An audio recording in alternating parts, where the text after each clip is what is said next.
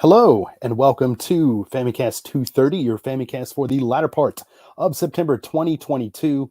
I'm your host, Danny Bivens, and today I'm here with James Charlton. Famicast to go, baby. Here we go. TTS is done. Well, not quite, because we're going to talk about it today, but yeah. Yeah. Well, I mean, the event is done, but yeah, we're going to talk about it. In And the also, bag. joining us to talk about it as well is Mr. Cat Drugs himself. What's good? Oh man, I got TGS trash and anime trash. Nice. Nice. Whole lot of trash. Coming back to the show, actually joined us at Tokyo Game Show, as you guys might have remembered, our good pal Genki. Hey guys. Hey, good to have you back on, man. Show. Yeah, thanks. Thanks for having me. Yeah, so all four of us nerds were very sweaty at TGS last week. Sweaty but nerds. we went, we conquered, we concurred, and we still getting the stink off. Came back. How many showers have you had since the event ended? Never enough, that's for sure. Yeah, it looks like we have a couple of comments in the in the chat. No, we don't. Lemonade's in there. TGS, yes, very nice. Rusgrino, colorful the game show. Yeah, Babe Station. Let's do it. All right, but like we were kind of implying, maybe literally just saying, yeah, we went to TGS, had a great time, and that's basically what we're going to be kind of talking about this whole episode. We put out a lot of different stuff at the show, and I know we have a lot of different opinions about the different things that we'd played, so we want to share all that with you guys today. And towards the end of the show, it's going to be a little bit of a different format. We're not going to do like individual type of things like usual with new business and stuff like that. And it's like also too, I mean, as all of you know as well, right before TGS was the Nintendo Direct. Jesus. Yeah, but I think we're gonna have to just Famicast, I guess, right? In case it wasn't clear by Danny's rambling, we're going to do it on a game-by-game basis, like what games we saw at the show, and then whomever played those games, we'll talk about the game, and then we'll go into the next game. Until all the TGS games have been talked about. All of them. Yep. So, all right. Well, let's just go ahead and kick things off with a little bit of Street Fighter VI. Oh, yeah, that is a video game that I played. Can handle it, Ty? I see what you did there. That was the game I beelined to immediately. I played several times over the course of the show. Mm-hmm. It's good. It's fun. It's the opposite of Street Fighter V. Okay, like first let me preface this with how I was soured pretty quickly on Street Fighter V. So I got Street Fighter V at launch, and I played it for a couple weeks, and it was just not fun to play. It did not feel good. Like, it just felt like all the characters had like really short limbs, or just really they couldn't control much space, and there was also a massive like input delay like baked into the game. So like every character you played just felt like really impotent and useless. Oh yeah, and like also one of the probably the exact moment where I decided I hated the game is like when one of my shurikens got stuffed by like a jump in. And I'm like, it's just why is everything in this game feel so impotent and terrible? And online was also terrible, right? It was not the greatest. Right. Well, it wasn't the worst, but it wasn't the greatest. But anyway, so I played Street Fighter VI, and it felt like the opposite of that. Like, look at how big these characters look on screen. Yeah. And like, you have attacks that cover pretty good distance, and I can beat moves with Shoryuken, so it feels good. Yeah. And like, actually, who all played this at the show? Obviously, Ty, you did. Genki, didn't you try out this game? Yeah, I tried it once on the first day, and then I went back for like another quick session on the last day. Okay. Right. And so also try out Ken, right? Yeah, between day 1 and 2, they added Ken, which is wild. Like, let's see, how many characters are in the build? I think after they added Ken, it was 8? It was 8? Oh, yeah. I think, it was like, they had originally 6 or 7, and then they added one more. Yeah. and I believe I played every character at least once. Nice. Yeah, So, and Ty, was it like a 15 minutes, do whatever you want kind of deal? Yeah, Yeah. exactly. Nice. Oh, did you play one player or did you play with another? I human? only played 2-player. Oh, 2-player. Yeah. Okay. Like, Did I you don't use know the if- sticks or like the? I used the controller? sticks. Oh, nice. Yeah. As in fight Did you sticks? play? Yeah. Okay. Yeah, they provided Razor's brand sticks. Pretty nice. Did you play 1-player? Could you like dick around with any of the whatever they call it mode? No, I think they only had the arcade like battle against each other mode available. Yeah. They Yeah, didn't have like the single player mode. Yeah, somebody asked me if they had integrated the commentators into the game yet, and the answer is yes, but like they only had one of the Japanese guys. I don't know if you could hear in there; it was pretty loud, but like I could lean in, I could hear they had one of the commentators hooked up in game. So if you guys don't know, they have like actual tournament commentators like integrated into the game. Okay, so like programmed in to like say all the stuff and Yes, whatever. yeah, It's like like sports games. Like Okay. yeah, sports games. it's like sense. they have John Madden in the game, There it is. or the fighting game community equivalent of John Madden. Playable character confirmed. John Madden. John John Madden Madden. playable.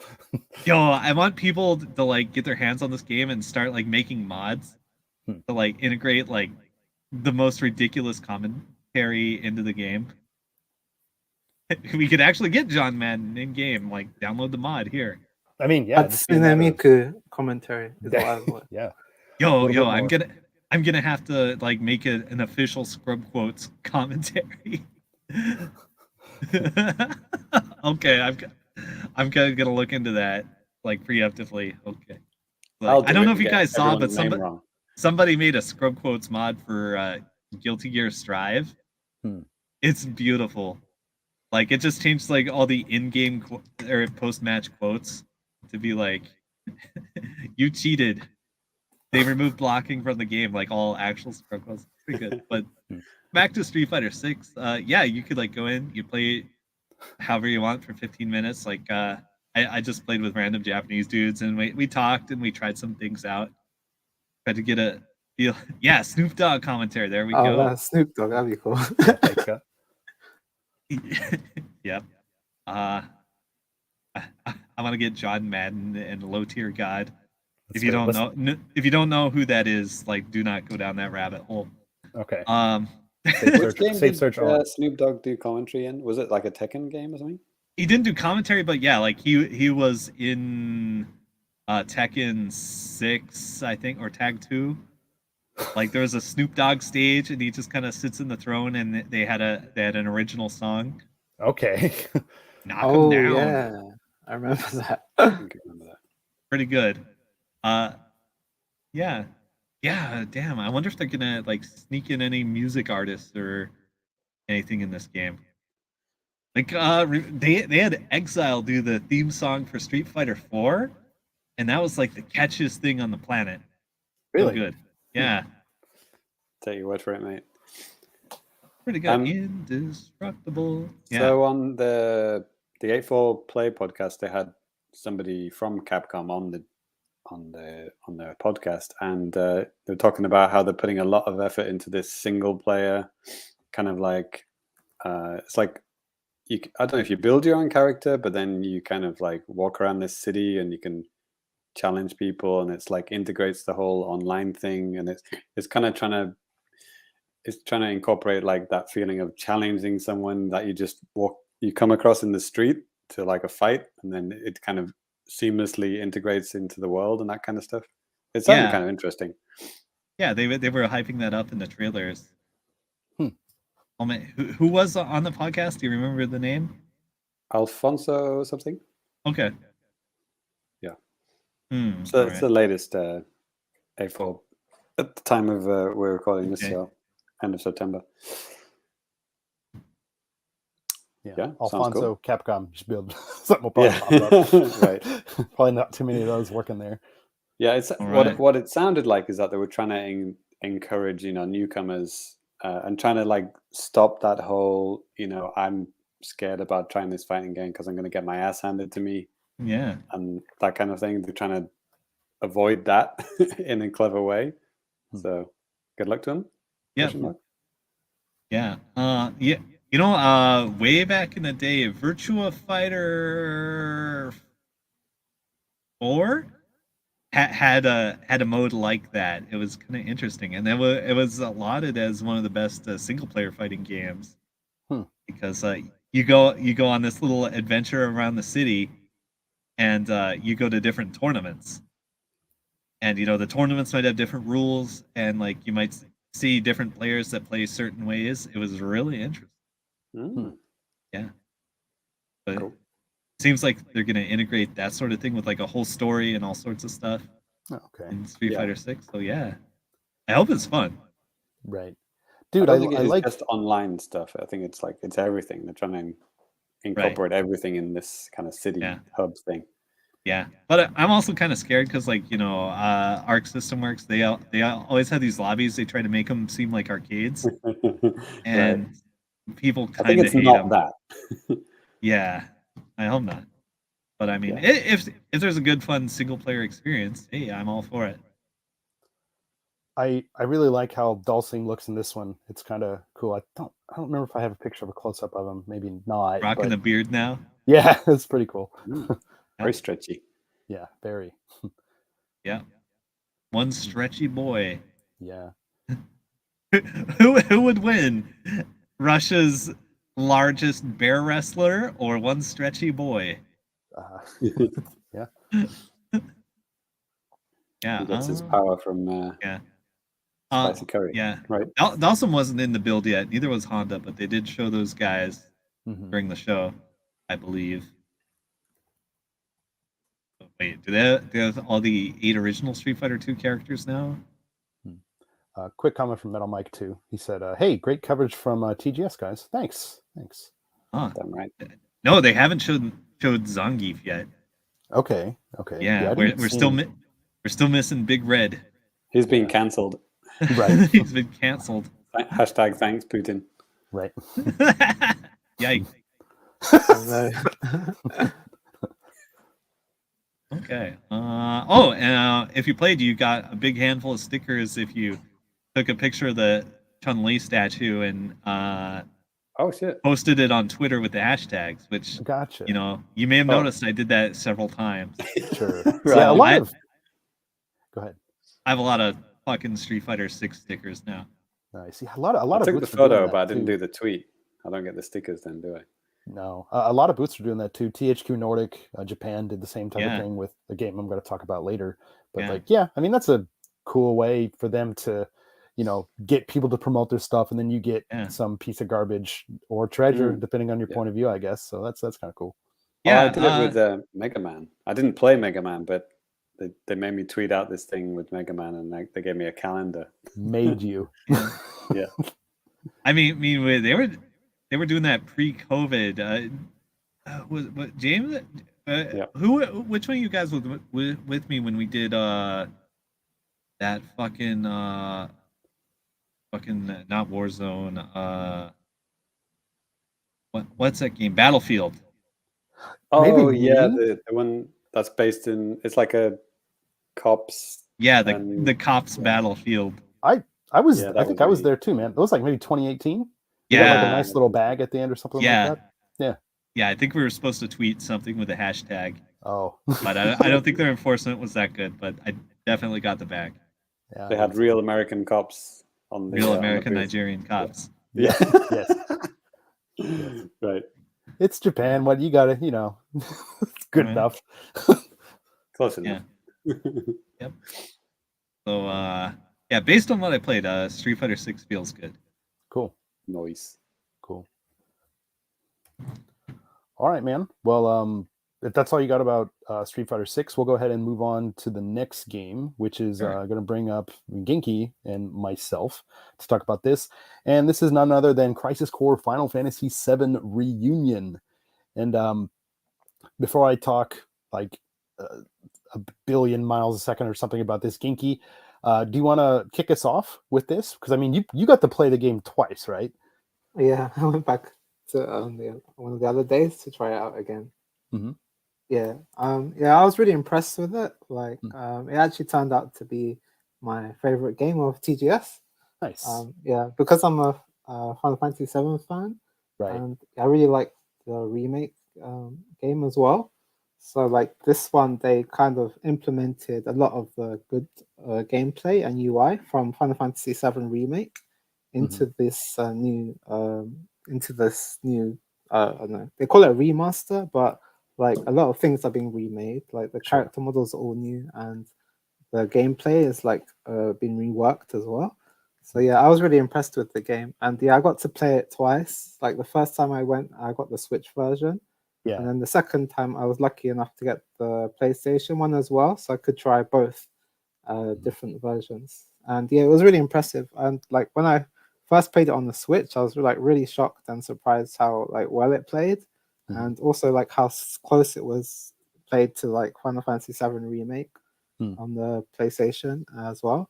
So yeah, I was really impressed with its performance. And yeah, the only thing I would say was in the cutscenes, you can kind of see it looks kind of like jaggy, like around the edges of the character. You can kind of tell they're a bit lower resolution than what you were seeing on like the big monitors with the PlayStation 5 version running.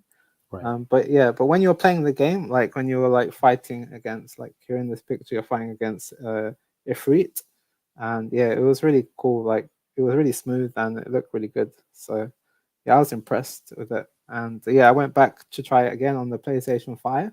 And yeah, it plays great, really similar. It's just like the cutscenes, the models look a bit more like high resolution. But otherwise, yeah, it was really good. Yeah, man. Because like I know I talked to you about this, Genki, but like yeah, that was my first time playing a PlayStation 5. So like yeah, that was man, everything looked absolutely amazing. I'm pretty sure those are probably 4K monitors, maybe. What do you think, man? I mean, maybe. Yeah, probably. Probably they had. Whatever, but like Genki said, man, like holy crap, the level of detail and stuff like that they have on like the PS5 version is unreal. I mean, you can see like kind of like the fabric on their clothes and stuff like that. It looks really amazing. Yeah, I mean the game doesn't skip a beat at all. Even with all the stuff going on when you're fighting Ifrit and these other two monsters and stuff like that. Like yeah, it doesn't slow down at all. It's running really really smoothly and stuff like that. And yeah, man, the combat was really fun. Because I mean, I had played a little bit of remake on PlayStation 4, but I haven't come nowhere near clearing it or anything like that. But it wasn't because I like hated it. I think it was just more something like, oh, my wife wants to watch TV, and okay, I'm going to play Switch or or something like that. So Danny, yeah. first 30 minutes billions. Yeah, I think I might have got like 4 or 5 hours or something. But no, so like. Yeah, I really enjoyed it, like so much so that actually just last night I went ahead and just threw down on the collector's edition for this game because why not? Nice. And yeah, they have version? They have like a version called the Hero Edition, which is the same as the collector's edition, but it comes with a ridiculously tall figure, probably like I don't know, like bigger than my head or something like that. It's pretty damn big, and but yeah, they were sold out of all those. And I found out later, somebody on Twitter is like, you could just buy that set and the figure separately if you wanted to. I'm like, I don't want the figure that much. But yeah. Yeah, the figure's like $200 by itself. God, so you could, and they also like when you were pre-ordering it, it said that they ship separately. So like yeah, because it's a big box, right, for the figure as well. So So yeah, I don't think you need it together. Okay.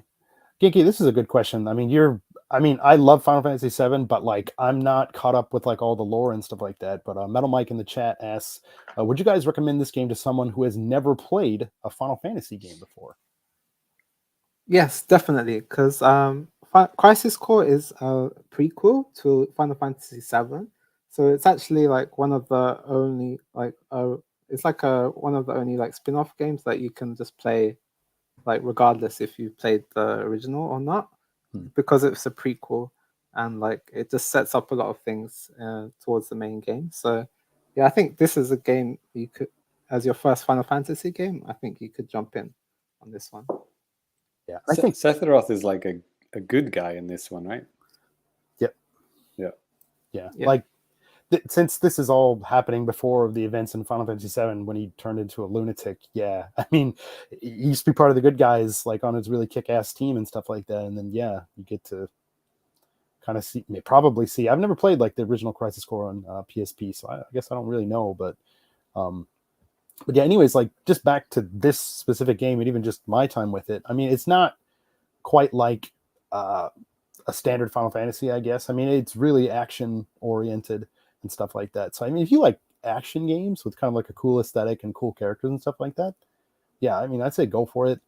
It'd be great if they had some kind of a demo that you can try before the game comes out, so you can just see if it's for you. But that's, who knows if they're going to do that. Final Fantasy is a pretty high profile thing. I mean, you know, Square Enix did a lot of demos on the Switch with a lot of their games, but like nothing I think is high profile as like a Final Fantasy VII, you know, Live Alive, Octopath Traveler, you know, all sorts of different stuff. But I don't know. Genki, what do you think, man? Do you think that there's going to be like a demo for this before it comes out? Yeah, I think so. Like recently, Square Enix are like obsessed with demos. Like all their games have demos recently. And like even 15 had a demo, and Final Fantasy VII Remake also had a demo. So I think they will do a demo for this because like right now they already got like demos out for all their other games. They had one for Live Alive.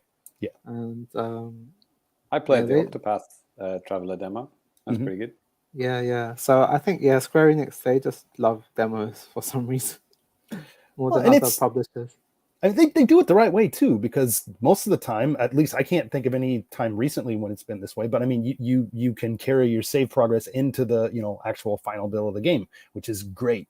And that's what people want, because there's nothing more annoying than playing a part of a game in a demo and then just be like, yep, you got to start all over whenever you actually, if you want to buy this thing. So it's smart of them to like start doing that and then kind of continue doing that too.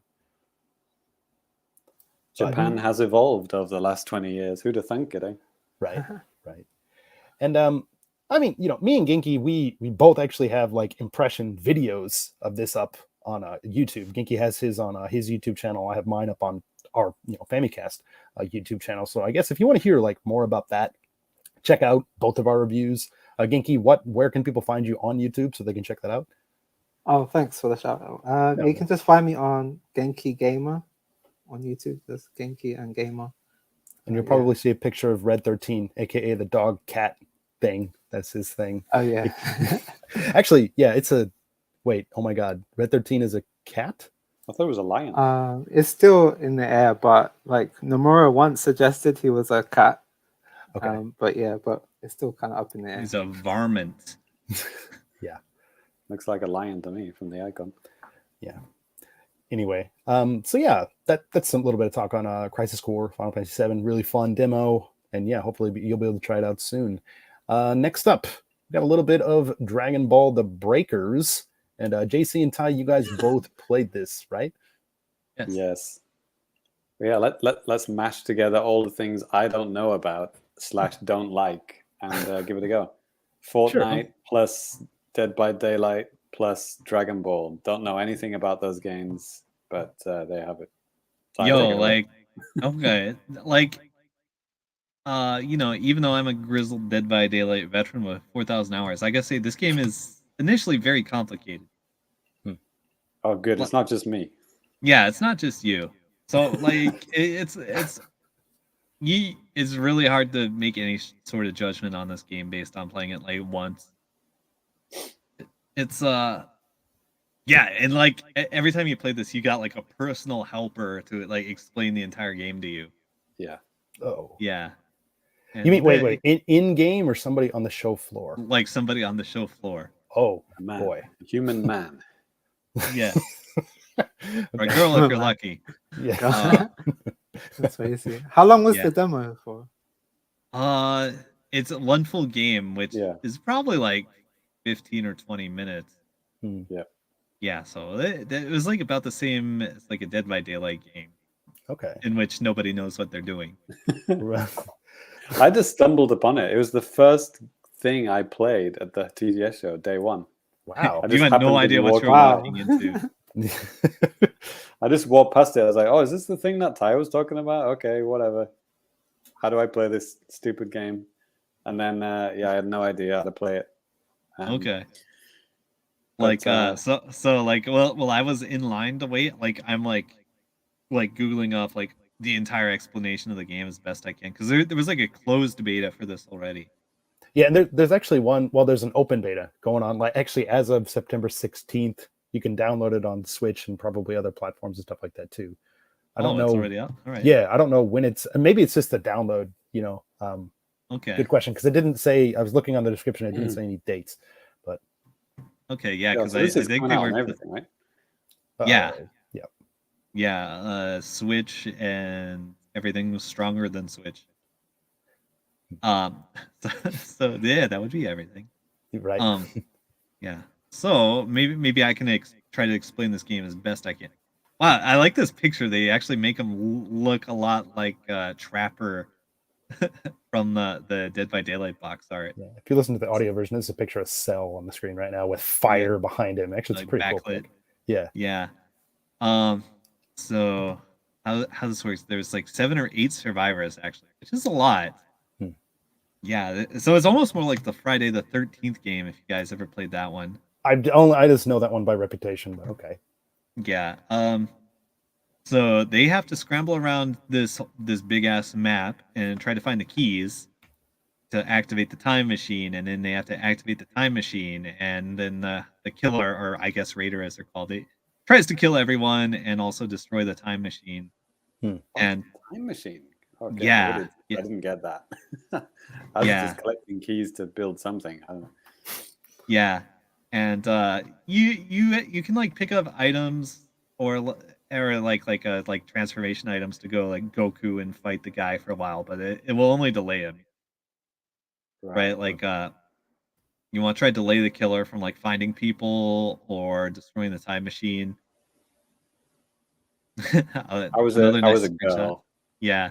And she turned into a golden version of herself for a while when I pulled some of the triggers as me.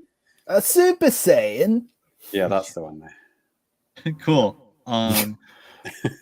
Yes. You could also jump across the entire map by clicking something on the map. You could just like super jump. That might be item dependent or something. Okay. There's a lot of items instead. Like I mentioned, it gets kind of complicated. I think like I don't know what all the items and abilities are yet. And and I guess if the killer destroys the time machine, you have like a plan B, which is like individual escape capsules. Something like that. Yeah. So it's a little complicated, I think. Like I these screenshots are amazing. Yeah, these are the official screenshots for the game. So, like I think I was pulled from Nintendo's, eShop listing or whatever. So yeah, they did a good job. Bullshots, I call those. Then no way it looks like that on Switch. Bullshots.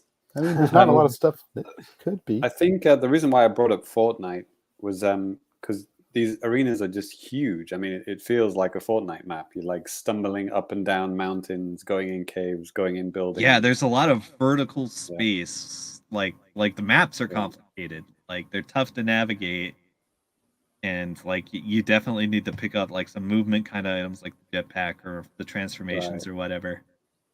Well, there's an item at the top of this mountain. Oh, great! It's a fucking 3,000 meter mountain which I can't climb up. Thanks for that. Yeah, but I think that's also really important because you need to be out of line of sight of the killer as much as possible. So you have to use that terrain to your advantage as much as you can. Yep. All right. Yeah, and you said that. So I mean, the killers are characters like Cell, Frieza. Yeah, like you showed like a screenshot earlier. It had Frieza, Cell, and Boo. Yep. And then you can play as like Oolong or Bulma or original character Do Not Steal. Yeah. I mean, if you can make your own character, that sounds like a cool feature to me. Yeah, and like they've let people do this in like various Dragon Ball games and stuff like that over the years. Yeah, that's like a core feature of like the Xenoverse games is you make your original character. Yeah, I mean that's growing up. If you're watching Dragon Ball back in the day or any kind of anime, it's just cool to probably have like your own character or something like that. And in this case, you actually be able to kind of show it off online and stuff too. So Absolutely. yeah. Kinky, do you know any of these characters that these guys are talking about?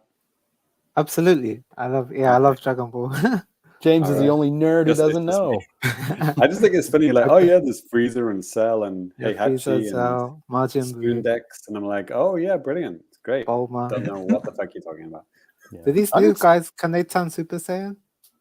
Yeah, I think how it works is you get an item that will give you like one of the hero character's abilities basically, or just turn you straight up into them. I'm not sure which, but like you can go like Goku mode or Piccolo mode or whatever. Well, that's cool. Yeah. Yeah, maybe there's a screenshot of it somewhere in here. There's not. Unfortunately, you can see another picture of this guy hiding behind the wall from Cell. If you die, you can be revived, but only once, right? If you die twice, you're out. As I found out. Is that the rule? Okay. All I know is there's like a resuscitation kind of thing, like Gears of War. Oh. Yeah. It takes a long time. It's like Senzu Bean, you have to like make him chew his mouth and stuff like this. It was like 2 actual minutes that it took to revive. It's a big bean. Okay, I know it doesn't take that long. I like it. And I think Haitani's kind of figured it out. This guy on screen right now, this is actually John Goku. John Goku. Yes. Somebody killed his dog. Yeah. Right. Good eye, Haitani. I thought it might have been him, but I wasn't going to say anything. I didn't want to look like an ass, but yeah, you nailed it, man. Yep. I wonder if they have Ted K from the Dragon Ball Legends game in this. I if you guys missed that tweet, there was like a GBA RPG Dragon Ball Legends, and they like straight up made Ted Kaczynski a character in it. Like straight up. Actually, I have one just on the other side of the room, a GBA one, a North American copy, Dragon Ball Z: The Legacy of Goku. Yeah, that's it. Yeah, cool. Play that shit and meet the Unabomber. Wow, I wonder if do some side quests for him. Oh, I wonder if the cart's in there. It might just be an empty box, but okay. Yeah. All right. Cool. So my impression is it could be good, but who knows? Yeah. Okay. Cool. Well, yeah, that beta should be coming soon. I mean, you could download it at least. So yeah, I guess just be on the lookout for that. That sounds interesting. And next up, actually. Genki. Oh yeah, it starts on September 21st, which is today. There it is. Yep. Go. Alrighty. Well, the next one is another one that Genki and I both played. So I'll go ahead and kind of get us kicked off here and also get some screenshots ready and stuff like that. Actually, first, because this is actually Sonic Frontiers. I'm going to show a little bit of a video of the booth because I thought the booth was really cool. And yeah, and I think Sonic. The big ass Sonic. Yeah, that was massive, Sonic. Yeah. It's pretty cool. It looked like the most popular. Yeah, sorry. Yeah, and like the thing about Sega's booth this year, I mean, it was freaking massive. I mean, obviously they have Sonic Frontiers, which is a huge game. They have so many demo stations and stuff set up. They had them set up for PS5, PC, and then Switch, kind of tucked away at the back in handheld mode and stuff. But they've also had sections for the Like a Dragon Ishin, Persona 5, and then like all their partner stuff like at the back. But I think those 3 games just right there, they took up a lot of space. And like Sega, I can't think of a booth that was bigger than Sega's this year. I mean, they took up a lot of space on that one. And yeah, a really cool big ass Sonic right in the middle of the booth, like inflatable, just kind of sitting there. And so that was pretty cool. But yeah, so I'll go ahead and just throw up some screenshots and stuff like that here as well. But so Genki, I mean, obviously we both played the game. You played the game on PC? Yeah, I got the PC version with the Xbox 360 controller. Nice. Oh, okay. Yeah, it was a bit awkward because some of the button prompts didn't match up because it was like an older controller. Fun. But yeah, that was interesting. But yeah, Sega's booth was like, I think, definitely the most impressive one there. Yeah, and one thing that I don't like, kind of what they did this year, and maybe I don't remember them doing this in the past, or if they did, they didn't do it too much. But like basically, whatever platform you play the game on is just up to chance. You have no say in what you can or what you want to play. They're just like, no, we just want to get you guys in here and out so we can get more people, in and out and stuff like that. And I kind of get that to an extent, but like, it kind of sucks if you want to play a specific version or if you want to play multiple versions. And with Sonic, I mean, it's a pretty popular game. So I mean, when I queued up to play, I think it was like about a 60-minute wait, and this is on like the business day, so quite a long wait to play a game. And times that by like 2 if you wanted to try to play like a different version than what you played before, and then you get the same one. It's just almost like a waste of time. But yeah, they did that. They did that. Queuing up to play a Sonic game. Yeah, I would agree with you. Waste of time. By the way, James is the Famicast Sonic expert on the show too, just so you know. Apparently, according to one person. Yeah. So I guess just generally speaking, Genki, like, what'd you think of this one, man? Oh yeah, I thought it was okay. Like, I thought it was decent. Like, I liked the combat. Like when you dash into the enemy and then you keep pressing the attack button, and he would do like a punch, kick combo. Mm-hmm. Yeah, I thought that felt good. And just maybe some of the open world was like, I felt he ran a bit slowly. Like when you're holding down the trigger button to run for a long time, it didn't feel like you're going that fast. But I guess it makes sense because you kind of have to explore the environment and pick up like the little hidden things or find the little secret areas. So if you go too fast, it would be difficult to explore, I guess. Yeah, but altogether, I thought it was okay. It was quite good. But yeah, still Sonic. Sure. Well, like one thing I had mentioned on like a video that I had made, I think I said something along the lines of I thought the controls felt a little bit loose, but some of the people in the comments had actually made it a point to tell me that, well, I didn't even know, but I guess Sonic or Sega made some kind of sliders in the control where you could kind of tweak how loose the controls are or how tight they are in that regard. So I was like, wow, that's actually pretty cool. I mean, I'd prefer something that kind of feels a little bit more similar to like a Nintendo published thing. I mean, that's kind of like my bias there, but Sonic games have a certain feel to them. And wait. So there's an option in the menu to say, would you like loose shit controls or tight good controls? And the default is loose and shit. Brilliant. I guess it depends on how you put it, but sure. Would you like tight controls? Nah. Yeah. So I mean, I don't know. Obviously, I don't know how they word that. I didn't even realize that was a thing. You know what I mean? Like in the settings at all or anything like that. But I mean, I think from what I played just on whatever default settings that they had it on, it felt okay. It felt a little bit loose, but not like a Sonic Adventure or Sonic Adventure 2, where it just seems like you tilt the stick a little bit and you're kind of like shooting all over the place. And it just takes some getting used to. This one actually, it felt better than that. And then like Genki said too, I really actually did like the combat quite a bit. I thought it felt pretty good. And there was another element that they had in there too called the Psy Loop. You basically press the X button, and then while you're holding it, you run around in like a circle. And if there's nobody there, you can like unveil secrets, rings can pop out, or you can also use it as like an attack on enemies and stuff like that too. And that was kind of showcased in one of the boss fights where you're fighting like this big tower type of thing. Actually, you can see it, a screenshot right here. Is it like in the snow speeders in a Star Wars game, you loop around the enemy and you kill it? Kind of. I mean, in this one, you're damaging him, and then because there's certain times where you can't just damage him with your regular attacks because he has this little thing around him that he'll just like kind of like kick you back. So like this is the only way that you can do it. And then once you do that, he kind of opens up, and then you get him with the regular attacks and stuff like that. So, but yeah, I mean, I played the game on the Switch, and obviously it looks pretty good on the higher end platforms and stuff like that. And I was honestly surprised how good it looks on the Switch. I have some footage that I can share here as well. It's a little bit jumpy. I mean, I was just kind of like recording like a cutscene and stuff like that, but you can see that here. I mean, I thought the game ran pretty smoothly on the Switch. I couldn't quite like pinpoint like, okay, how many frames per second? Yes, 42.7. Duh.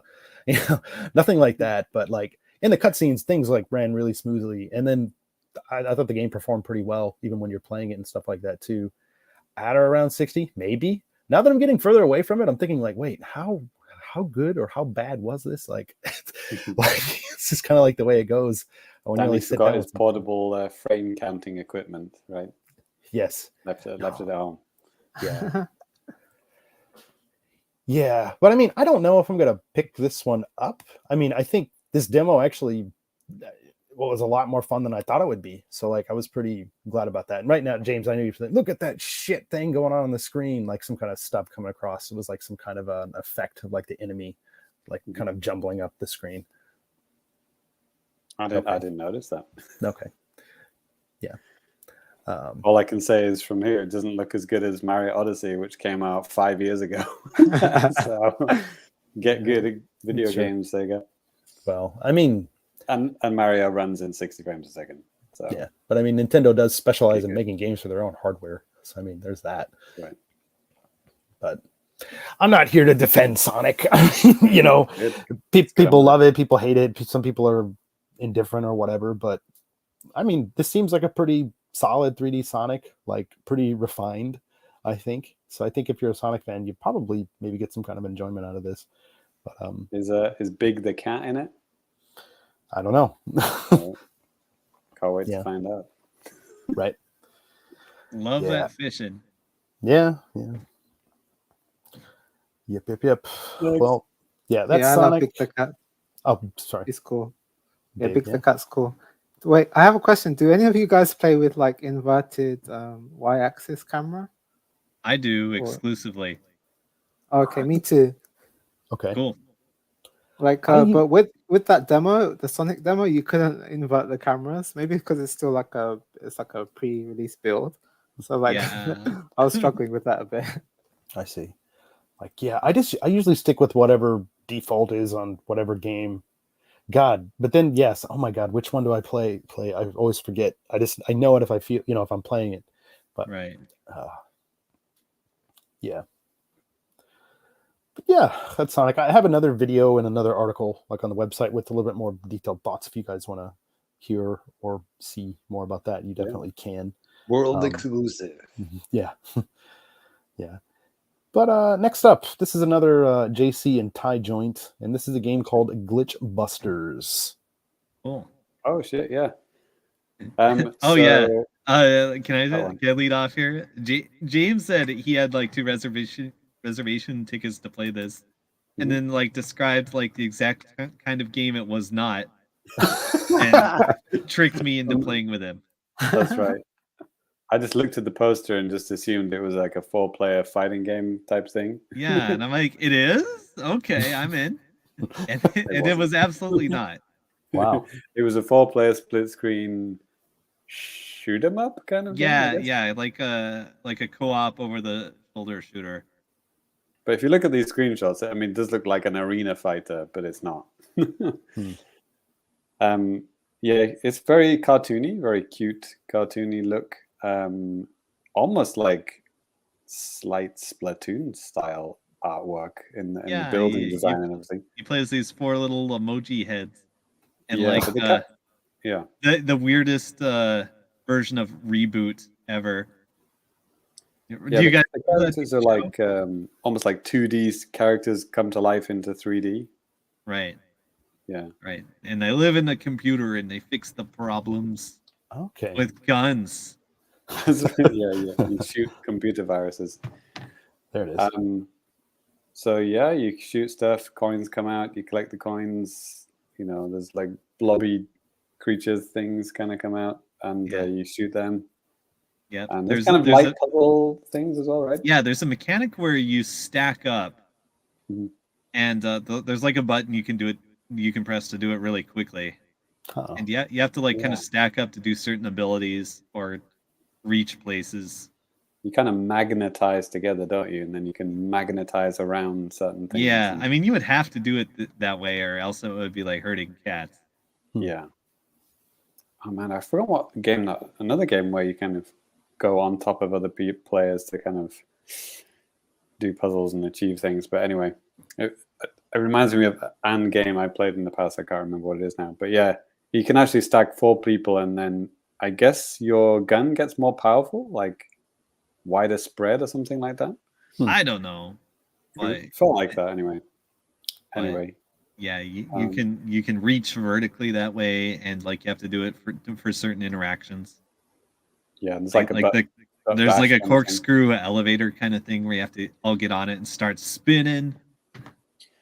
I guess some of the puzzles are similar to like a New Super Mario Brothers game if you played them in 2 or more players, where you kind of, if there's a big button that you have to butt bash, but it doesn't work with only one guy butt bashes it. You know, has to be multiple people have to bash it down at the same time. You know, things like that. So it's very much a co-op game, and you can play it on your own and switch between all the characters, but that sounds like that would be painful.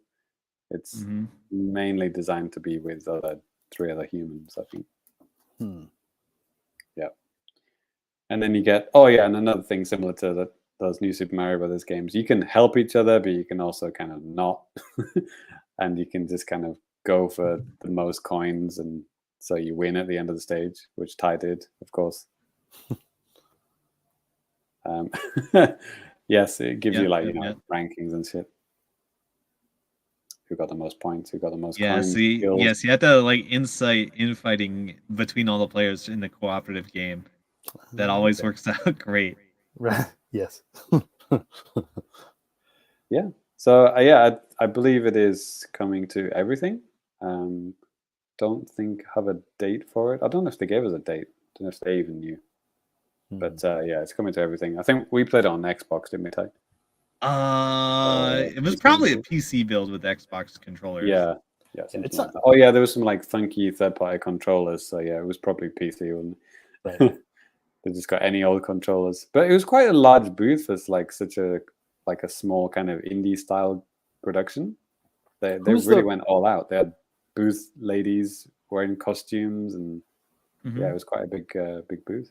Who's the developer and publisher or whatever on this? Like, what booth was this at? It was kind of a front and center booth. It was like the first one you walk past when you go in through the press entrance. Yeah. Okay.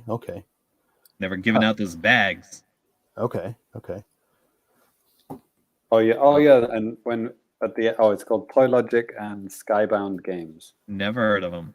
Okay, but is this pretty Toy big? Logic must be the developers. Skybound maybe the publishers, I guess. But then they had a little gacha machine and like capsule machine after you finish, right? And they kind of put a coin in for you and turned it, and you got a prize out. Oh, okay. Yeah, we'll show those off in that TGS trash later in the episode. Right. Nice. Cool. Right then. Next. All right. Well, for the audio listeners, this is where we're going to put in a little bit of a musical interlude. But for the and like we're back. If your video, we never left. But so the next game is something that I was trying to get the guys to come over to, but they didn't want to come over and humor me. So this is, of course, none other than AEW Fight Forever. So the reason why I wanted these guys to come over was because there was a freaking wrestling ring at the THQ Nordic Japan booth. No, I mean like go there at the same time as me so we can get in the ring. Wrestle. Yeah, and you could. I mean, it was pretty hilarious. Like when I first got there, because I just went to play the game. I was like, oh shit, there's a wrestling ring right there. I was like, that's cool. And then there was like stairs leading up to the booth, and then there were stairs leading up towards the wrestling ring. And I was like, well, I should probably try out the game first, and stuff like that. So I did. And and there's only like 8 demo stations there, and it was all running off of PC. And for those of you unfamiliar with this game at all, so like, this is kind of like in my wheelhouse a little bit. I know Ty knows a little bit about the series on the N64, like those AKI wrestling games, like WCW versus NWO, World Tour, and Revenge. I got the shirt. Somewhere. Yeah, I know, man. Like, this is very much so like a kind of like a spiritual successor to that style of wrestling game with like the grappling system and strikes and stuff like that. And the beauty of those games, it was just really easy for anybody to get into and play. Like if you think about a lot of wrestling games these days, things are so technical. You got to know a bunch of different button combinations. It's almost like they made them kind of like a fighting game, but they still, I don't know. And it just seems like none of the stuff really works too well now. And Ty, he still has the shirt. There it is. Nice. Yeah. Hulk Hogan. GameStop promo. Let's go. Yeah. Interestingly enough, the Giant, aka Paul White, not Wright, as I mistakenly pronounced in my video and got shit for it a little bit. That's fine. But he's in this game. But yeah. It'll be all right. Oh, word? But, yeah, so that was cool. But like I was just tickled pink because just to be able to get into the freaking wrestling ring and just kind of like jump around and stuff like that. That was cool. The first time in there, I just was lame and I just had a picture taken of me. And like, that was that. But the second time I went, I was like, I gotta, channel my inner Shawn Michaels. And this is basically what happens. So I'm coming down like this and I'm imitating SummerSlam 1993, Shawn Michaels coming down and getting into the ring and stuff. And nice. Oh, look at this guy. I love it. Yeah. Oh, look at those hands. Yeah. I was really impressed by that. That was awesome, Danny. Good job. Thank you. And yeah, and then just at the end, I did a little bounce off the ropes. Didn't want to go too hard because I was like, well, I don't want to like fall down and no. I mean, I don't know if these are regulation. I don't know either. I don't know either. But, Danny was complaining to me, "Oh, it's really hard, really hurt." Yeah, like bouncing on the rope. No, like literally, like seriously, dude. Like those ropes, like if you've ever been in a wrestling ring, they're like really hard. I remember watching some kind of program here, like on Japanese TV. There was talking about they're interviewing like wrestlers and stuff like that. They're like bruises all up and down their back because they just weren't used to it and stuff like that. Like those things are rough. But yeah, actually, for the video I just showed, I actually have a version with music. I was kind of hesitated to throw it on Twitter because I was thinking like, oh, the WWE is gonna like, ban me off of Twitter or something. What do you guys think? Do you think that's something I have to worry about? If there's like an 8 or 16-bit version, you should run that. Okay, damn it. I like the real song, but yeah, you're probably right. But Get the N64 MIDI version. Yeah, well, no, because then that'll pick it up. But as for the game itself, I'll just kind of get to that a little bit. But yeah, no, seriously, running through the ring was freaking fun. Who was the real wrestler? I saw a real wrestler in the ring when I walked past. Yeah, I was looking. I coincidentally came across it on Twitter like yesterday or the day before yesterday. I never heard of the guy. I don't even remember what his name was. But there were 2 matches on the Friday that we went on September 16th, one at like 1, one at 3. Missed them both. But I caught a little bit of them like on Twitter or something like that. Somebody had, I don't know, maybe some kind of official thing was kind of showing it and stuff. But yeah, not like super big like talent or anything. I don't even think they're with It was AEW. pretty big. Well, I mean, he's about 7 foot tall. Yeah, was he that big? Okay, it's kind of hard to tell. But yeah. Anyways, just to get to AEW Fight Forever. Yeah, like I said, it's a spiritual successor to kind of like those N64 games and stuff like that. Really simple controls. Oops, wrong one.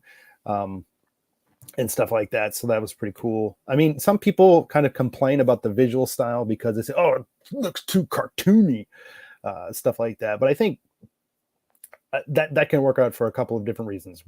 One reason, just if you think about, because this thing is actually going to release on like all sorts of platforms, including the Switch. So I think having something that's a little bit simpler, whenever you downgrade it to like, less powerful hardware, it doesn't seem like it probably takes as much of a hit as something would that's like photorealistic, and then downgrading it to something like the Switch. And then I think second, it kind of pays homage to those N64 games as well, because even at the time when those games came out, there were other wrestling games out that actually looked at the time, photorealistic, whereas like these ones from AKI and stuff like that, they were really, I mean, the characters look like kind of clay models, like to me. That's what I always kind of like pictured it in my head. Like their arms are kind of like just floating onto their bodies, but the gameplay was still like tight and fast. So like that's the only thing that really mattered.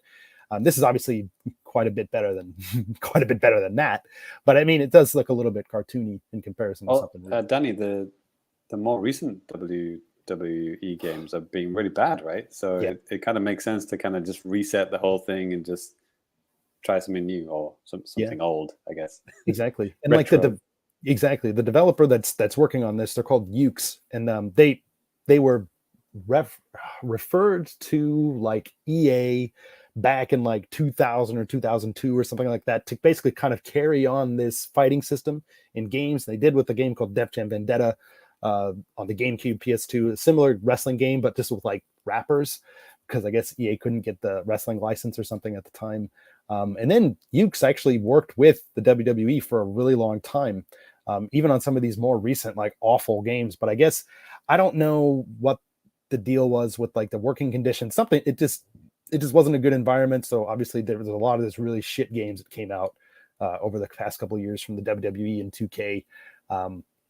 And yeah, so now they're working closely with AEW on this game. And from everything that I played in the demo, it's freaking fantastic, and it really reminds me a lot of those old N64 games, those good times, you know, back in the day. And there's going to be a bunch of modes and stuff like that here too, like career mode, other crazy like party things. I mean, there's weapons and stuff. Like right now, somebody's using a freaking fire extinguisher in the ring. I mean, like stuff like that. So yeah, I'm really looking forward to this one. They just have a blanket 2022 release date. 2022 is winding down, so we're gonna have to kind of wait and see on that. But yeah. And a baseball mini game? What? Yeah, I don't know, man. There's a bunch of weird mini games and stuff like that, it looks like. So I'm looking forward to trying it. It looks like they're just kind of like having fun making this game. And I think that kind of captures the spirit of those old ones too. So that's cool. But anyways, I've been rambling on too long about wrestling. Thank you guys for putting up with my rambling, and also seeing me, do the excellent performance right before I had a match at TGS. That's the whole reason I went on Friday. Thank you very much. But that was good. That was really funny. Thank you. I like your entrance. Thank you very much. Like I said, copying 1993 Shawn Michaels, SummerSlam '93, baby. My first pay-per-view event. It was great. Oh wow. Yeah, Are you Japanese developer, or are they? Yeah, I'm pretty sure they are. Yeah. Yeah, they're like the pro wrestling game developer. Yeah, they also developed Rumble Roses for Konami, which I was hoping was Konami's surprise game, but unfortunately it was not. Right. Yeah, and like they before at the same time when those other N64 wrestling games are coming out, they were working on like another series with like Japan Pro Wrestling. Maybe I don't remember if it was officially licensed or not, but like they were doing other stuff too. So like they're legit. And if they have like enough time, because like with 2K, sometimes it's just like we need to put out a game right now, like this year. I think the crunch is just way too much, and things just turn into trash. But anyways, next up, Genki. It's all you, buddy. Ooh. With the Resident Evil Village on Resident Evil. Resident Evil Village. Yeah. Oh, okay, yeah. So I was lucky to on the first day I couldn't get a ticket because they were gone in like 5 or 7 minutes. I think the first day it was gone. 4 minutes. And then yeah. And then on the second day I went there extra early so I could be like one of the first people to get in the venue. And then I sprinted straight to the Capcom booth, and now these two other guys, these two other press guys, also sprinting, and they were ahead of me, and we were in a race to get to the Capcom booth. Push him down, push him to the floor. I think they're sweeping out their legs or something, That's right. Exactly what I would have done. No. But we got to the line. Those two guys got there before me, but then I was maybe third in line from the press people. So I got to try out the game, and then James, you said you went there at 10:04, which is 4 minutes later, and then the tickets were all gone. It was annoying because the guys welcomed me in to the line. They were like, "Oh, really? Yeah, come this way, come this way," and then I go to the line, and then there's a sign in front of me saying, "There are no more tickets for today." And then it's like, "Please get out the line." It's like, what? I was in the line for 15 seconds. Yeah. I saw James go over there, and I was thinking, who do you think you are, sir? 4 minutes after it started opening. Yeah, that's the thing. This isn't. I mean, if you listen to the Famicast for a long time, you will know this. But if you haven't, ticket system, man, even on business days and stuff like that, when we're going, specifically to cover stuff, yeah, it sucks whenever they have this type of stuff because it just makes it really hard to be able to get in. Sometimes how the hell in 4 minutes? How the hell does that happen? I mean, Genki, how long were you playing? Yeah, it's crazy. How I think long was the demo? there's quite a long time where they're explaining stuff to you, like how it works and like safety measurements, like if you feel bad, like crouch on the floor and stuff like that. So that took up like maybe If like you feel 10 bad about your life. What? Just curl up into a fetal position. Yeah, like they say just duck down on the floor if you're feeling sick or something. Yeah, just to tell us. Shit. That probably would and have been me. Yeah, definitely. Yeah. I think James, you wouldn't have survived. Yeah, I get pretty bad too motion. intense. Yeah, I get pretty bad motion sickness from VR. So he can't even handle Labo VR. Labo VR. Oh my god. Yeah. So I when you didn't tried used the to wear game, glasses till I got a Virtual Boy. but so I think I tried the game for like 15 to 20 minutes. I was in the headset. So yeah, it wasn't that long, but yeah, it was good. Yeah, I thought it was really impressive. Like the graphics are really improved, and they're doing eye tracking now. So like they track your eye movements, and they can track your blinks as well. And then also, like as you can see in this picture, like there's cameras at the front of the VR, so you can it's called like a see-through camera, so you can kind of see your own hands and stuff. And it kind of feels like you're like an AI robot. You turn into a robot, and like you're seeing out of like some existential kind of experience. But yeah, it was cool. And yeah, when you're in the game, like the graphics were quite good. They were like quite impressive, and like just being in the VR, like there's a lot of moments you're like, wow, you're like, oh, cool. And there's some moments where you feel kind of dizzy, or your legs feel kind of shaky or something, because like you're not moving physically, but you're using the analog sticks to control your character, and then it kind of messes with your brain as well. And there's also a bit where you get lifted up into the air in the room, and then you look down and you can see your legs like just hanging there, and you kind of get like some vertigo feeling. So it's like, whoa, it's a bit trippy.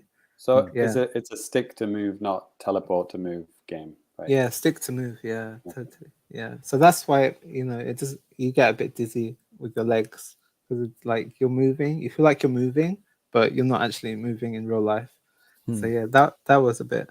But I thought it was really cool. Like there's a big vase like you could look into, and like I thought it was really cool. And like you could throw knives, and you could shoot, and you could you have to do some like motion controls to reload the gun as well. Okay. So I thought the controllers were really cool. You have to hold down the button. There's like a grab button. Like when you press it on the side of the controller, you use it to grab stuff. So you have to grab the door handles and then open them. And then you have to grab like the knife off your wrist or your gun off your hip. And like you have to keep on holding that grab button when you have your weapon in your hand. Okay. And like I'm not used to that. Drop your gun if you don't. Yeah. So like I kept on dropping the gun. Like I pick it up and then I'll just drop it, because I'm not used to. Yeah, it's not like a light hold as well. You really have to like push the button in on the grip and keep holding it. So I kept just dropping it on the floor, like picking up my gun and just dropping it on the floor.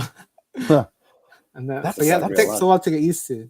Yeah, I was gonna say that seems. Oh man, that doesn't. I mean, I get what they're going for with like immersion and stuff like that, but that almost seems kind of annoying. Yeah, you have to get used to it, I think. Yeah, and like you could same with the knife. If you let go of the grip while you're doing a throwing motion, you can actually throw the knife. Okay. Like can you accidentally stab yourself in the eye? I'm not sure about that. Oh yeah. But Jake, they're really impressive. Jake that says she really can't wait to pay $500 to get this. Oh yeah. Yes. This thing is not going to be cheap. Yeah, people are thinking like 400. I'm like, no way. Like, because they put like it's like HD or like almost 4K, like the resolution and the camera and the screen. And you also have two controllers which have all like the dual sense features, like the haptic feedback and the adaptive triggers. So those alone are going to cost like maybe like close to $100 just the controllers. Right? So yeah, I don't think it won't be cheap. It will definitely not be cheap. And this one, sorry to Genki, but like PSVR 2 has like less wires and stuff than the original PS4, isn't that right? Yeah. So this one just has one wire now, which is quite good. So I didn't really notice the wire, so that was quite good. So yeah, I think it's just one wire now. I think the old PSVR had like loads of wires coming out of it, but now it's just for one. power, I'm assuming, right? Yeah, for power, and they had some wires connected to like the camera or something like that. Right. Oh, I mean, they had like a power box and stuff like that. Yeah. Yeah.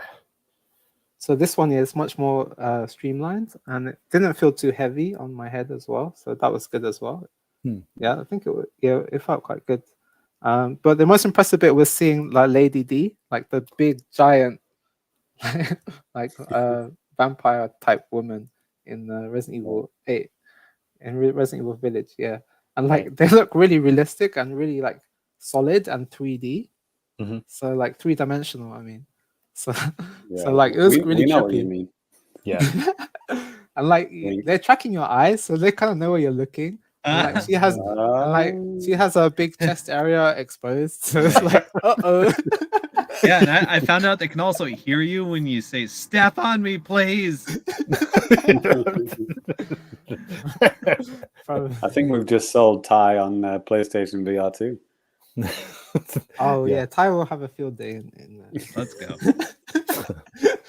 He'll be using it for so like if they come up with other applications like some dead or alive beach volleyball type situation. Oh yeah. But yeah, I thought it was really impressive altogether. Yeah, I was surprised how like real like the characters look in there and the environments.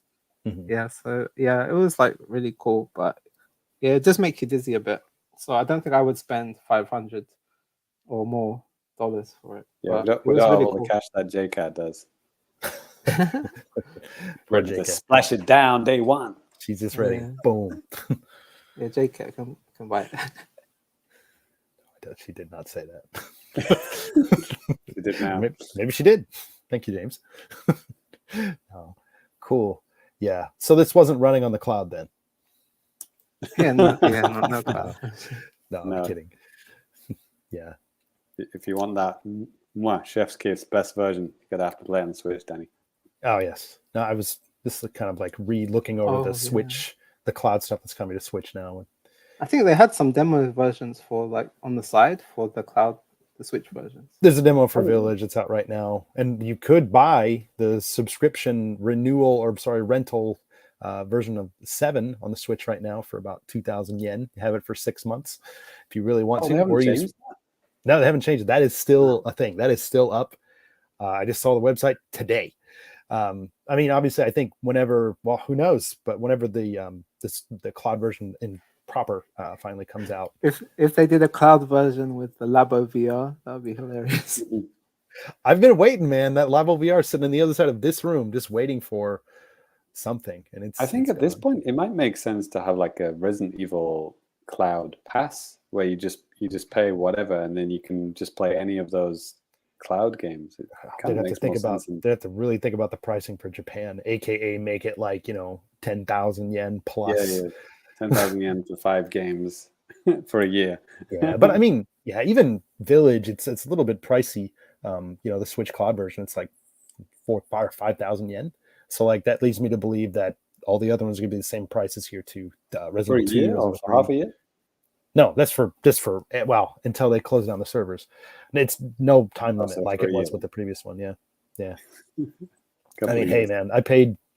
Well, actually, I think we used Patreon money for that, but that was Assassin's Creed Odyssey on the Switch Cloud version. That was like 9,000 yen or more. Like that was crazy. Wow. So that was only for 2 years. 2 years, and then I bought DLC, and you buy the DLC, and it's like that. That's that, and then that doesn't when count. You don't have the game, you obviously can't play the DLC. So, but yeah, it is what it is. Anyways, Genki, thanks, man. Like that sounds cool. VR expensive. Huh? That's right. Xbox not getting into the VR thing. Yeah, good question. They announced something like a long time ago, but I think they backed out. Like, nah, dog. Yeah. It would make sense to collab with another, like Oculus or whatever, right? But I guess not. Right. Well, actually, speaking of streaming, it wasn't really intentional either. But James, you want to Yes. talk next about that TASSEI stream card? Yeah, that was weird. So yeah, I just totally just bumped into this on the show floor. That wasn't intending on checking it out. I was like, I saw this Switch running a game which looked too good to be on Switch, and I was like, okay, what is this? And I looked closer, and it was Stray for PS5, which is the cat game. It's a beautiful game, and okay, it's running on the Switch. Like, it was a portable Switch, playing it, and they had a Pro controller synced up to as well, and you could play it because the actual Switch was behind glass, and this streaming cartridge, this card was plugged into it, was also behind the glass, so you couldn't take it out. So yeah, Danny's kind of on the video version. Danny's kind of zooming in here, but I think the cartridge, which is currently in a prototype kind of a stage, it's just kind of an ugly circuit board sticking out the top of the game card slot in the top of a Switch. Right. So it doesn't look very fancy, but what it's doing is pretty amazing, because basically you can stream from any device, PC, any console, PS5, whatever, and to a regular Switch with no modifications. All you need is this little game card, special game card, which I guess I'm assuming has some kind of transmitter or something in it. And then, yeah, there's like an app that you would download on the Switch eShop. And then you would open that up, and then it would just connect to whatever device, and then you could play it like that. You could use all your Switch controllers and everything just as normal, like you were playing it on a Switch. So because I'm playing it it's on a portable Switch through a glass window, it was a little tough to judge the delay, basically. But to me, it didn't feel like there wasn't any noticeable delay. I was spinning the camera around, I was moving the cat around. It felt like a normal, like I was playing normally. So whatever they're doing, it's good. It's like, like maybe similar to what the Wii U was doing, how it streamed to that gamepad, like, pretty well with very minor delay. Right. And it obviously depend on the distance and stuff too. And yeah, exactly. I mean, so it was quite near. I think I think this is actually it's next to a PC. Yeah, right. Maybe this was is Stray on PC? Does anyone know? Is it PS5 exclusive, or is it also on PC? Because the thing that it was next to was a PC, and they were also streaming it to like a little monitor as well. Stray. Oh, I think Stray is only on PS5 now. Okay, so it must be the PS5 one. Well, so I was talking to the guy, and I was like, okay, so what is the plan with this thing? And they're basically at TGS to kind of sell it to someone to try and get it made it into reality. And I was kind of talking to the guy. Maybe I was being a little bit harsh to him. I was like, you do know, like, people have attempted this before and they just got shot down by Nintendo ninjas. Like, I would sleep with one eye open. Lemonade says do this. Yeah, same thing. It's like, I doubt Nintendo would allow this device. And like, I can't see a world where something like this would be allowed by Nintendo. Because I tried my best to kind of like almost dissuade this guy. It's like, dude, you're wasting a lot of your money and time here. Nintendo are never going to allow this. Yeah. Like, I was saying it in a much nicer way. Right. Jake has too. Stray is on Steam. That makes sense because that is not a PS5 in this picture. So, that's what I thought. Yeah. So that little black Genki God. Sorry. I would like to point out that you can do things without Nintendo approving. I know. They're not the police. But I'm just saying, like, I mean, even if that's the case, though, like, they can't, or they couldn't market this as well as, I don't know, and maybe make as much money as that they wanted. Maybe, who knows? Maybe they don't want to make a whole bunch of money. Maybe they have really low overhead. Who knows? I don't know. Who knows? Well, yeah, Ty, like, what was it called? That region unlocking device for GameCube, like, that sold pretty well until Nintendo fucking, like, modified the GameCube's internal hardware so it didn't work anymore. Oh, like, yeah, that really sucks because I buy new GameCubes all the time. Wait, no, I don't. So this requires an app to be downloaded from the eShop. So yeah, Oh, okay, that's all there I'll you go. say. Yeah, it'll never happen. So I mean, Xbox is a little bit more lenient with like letting any old shit on their store. Like they had fucking emulators, like Super Nintendo emulators, and for a while, right? Really? Was But- that a thing? I don't Yeah, I mean, recall they've such been a taken thing. down, I think, but they were Okay. up there for a while. I mean, Nintendo wouldn't even allow it to be put on the store in the first place. You know, Yeah, It's not but like then they would again, have you it look on at and you look shit, at some of the shit that is just on the eShop. You're like, yeah, but they allow this. Yeah, I know. That's right. Ty's got Yeah, most of them on his Switch. Yeah, I mean, like James too. Like it's interesting because Sony at least did something kind of, well, obviously not with like some kind of a peripheral that would stick out of something, but like you could do PS4 to Vita like via Wi-Fi. Yeah, and it's like that. Yeah, that kind of vibe. that was kind of weird because the Vita doesn't have as many buttons, and I was trying to play like NBA 2K on my Vita streaming from my PS4, and you need like the triggers and also like the bumpers, and it was weird. It didn't work that well. Yeah, because like Steam, what was it? Not Steam Deck, but there was like, before Steam Deck, there was like a Steam kind of like device which you could stream stuff from your PC to the TV. The Steam for a while were trying to market it as like a home console version of Steam.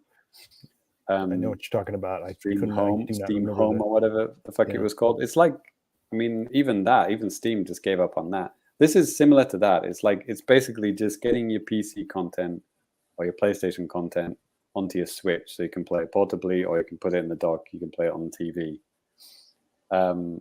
So yeah, I don't really see the market for this, and I don't see it ever seeing the light of day.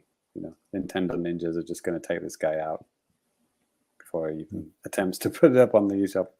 Yeah, It's still- Steam Link. Yeah, Hightown got Okay. it in the chat. Yeah.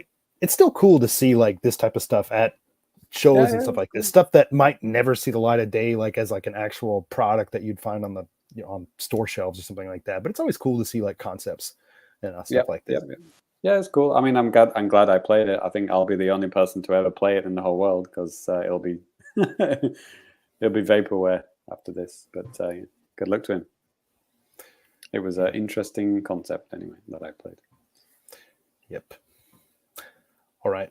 Thanks, James. I wanted to hear more about that. So thanks a lot for that, dude. And next up, Genki.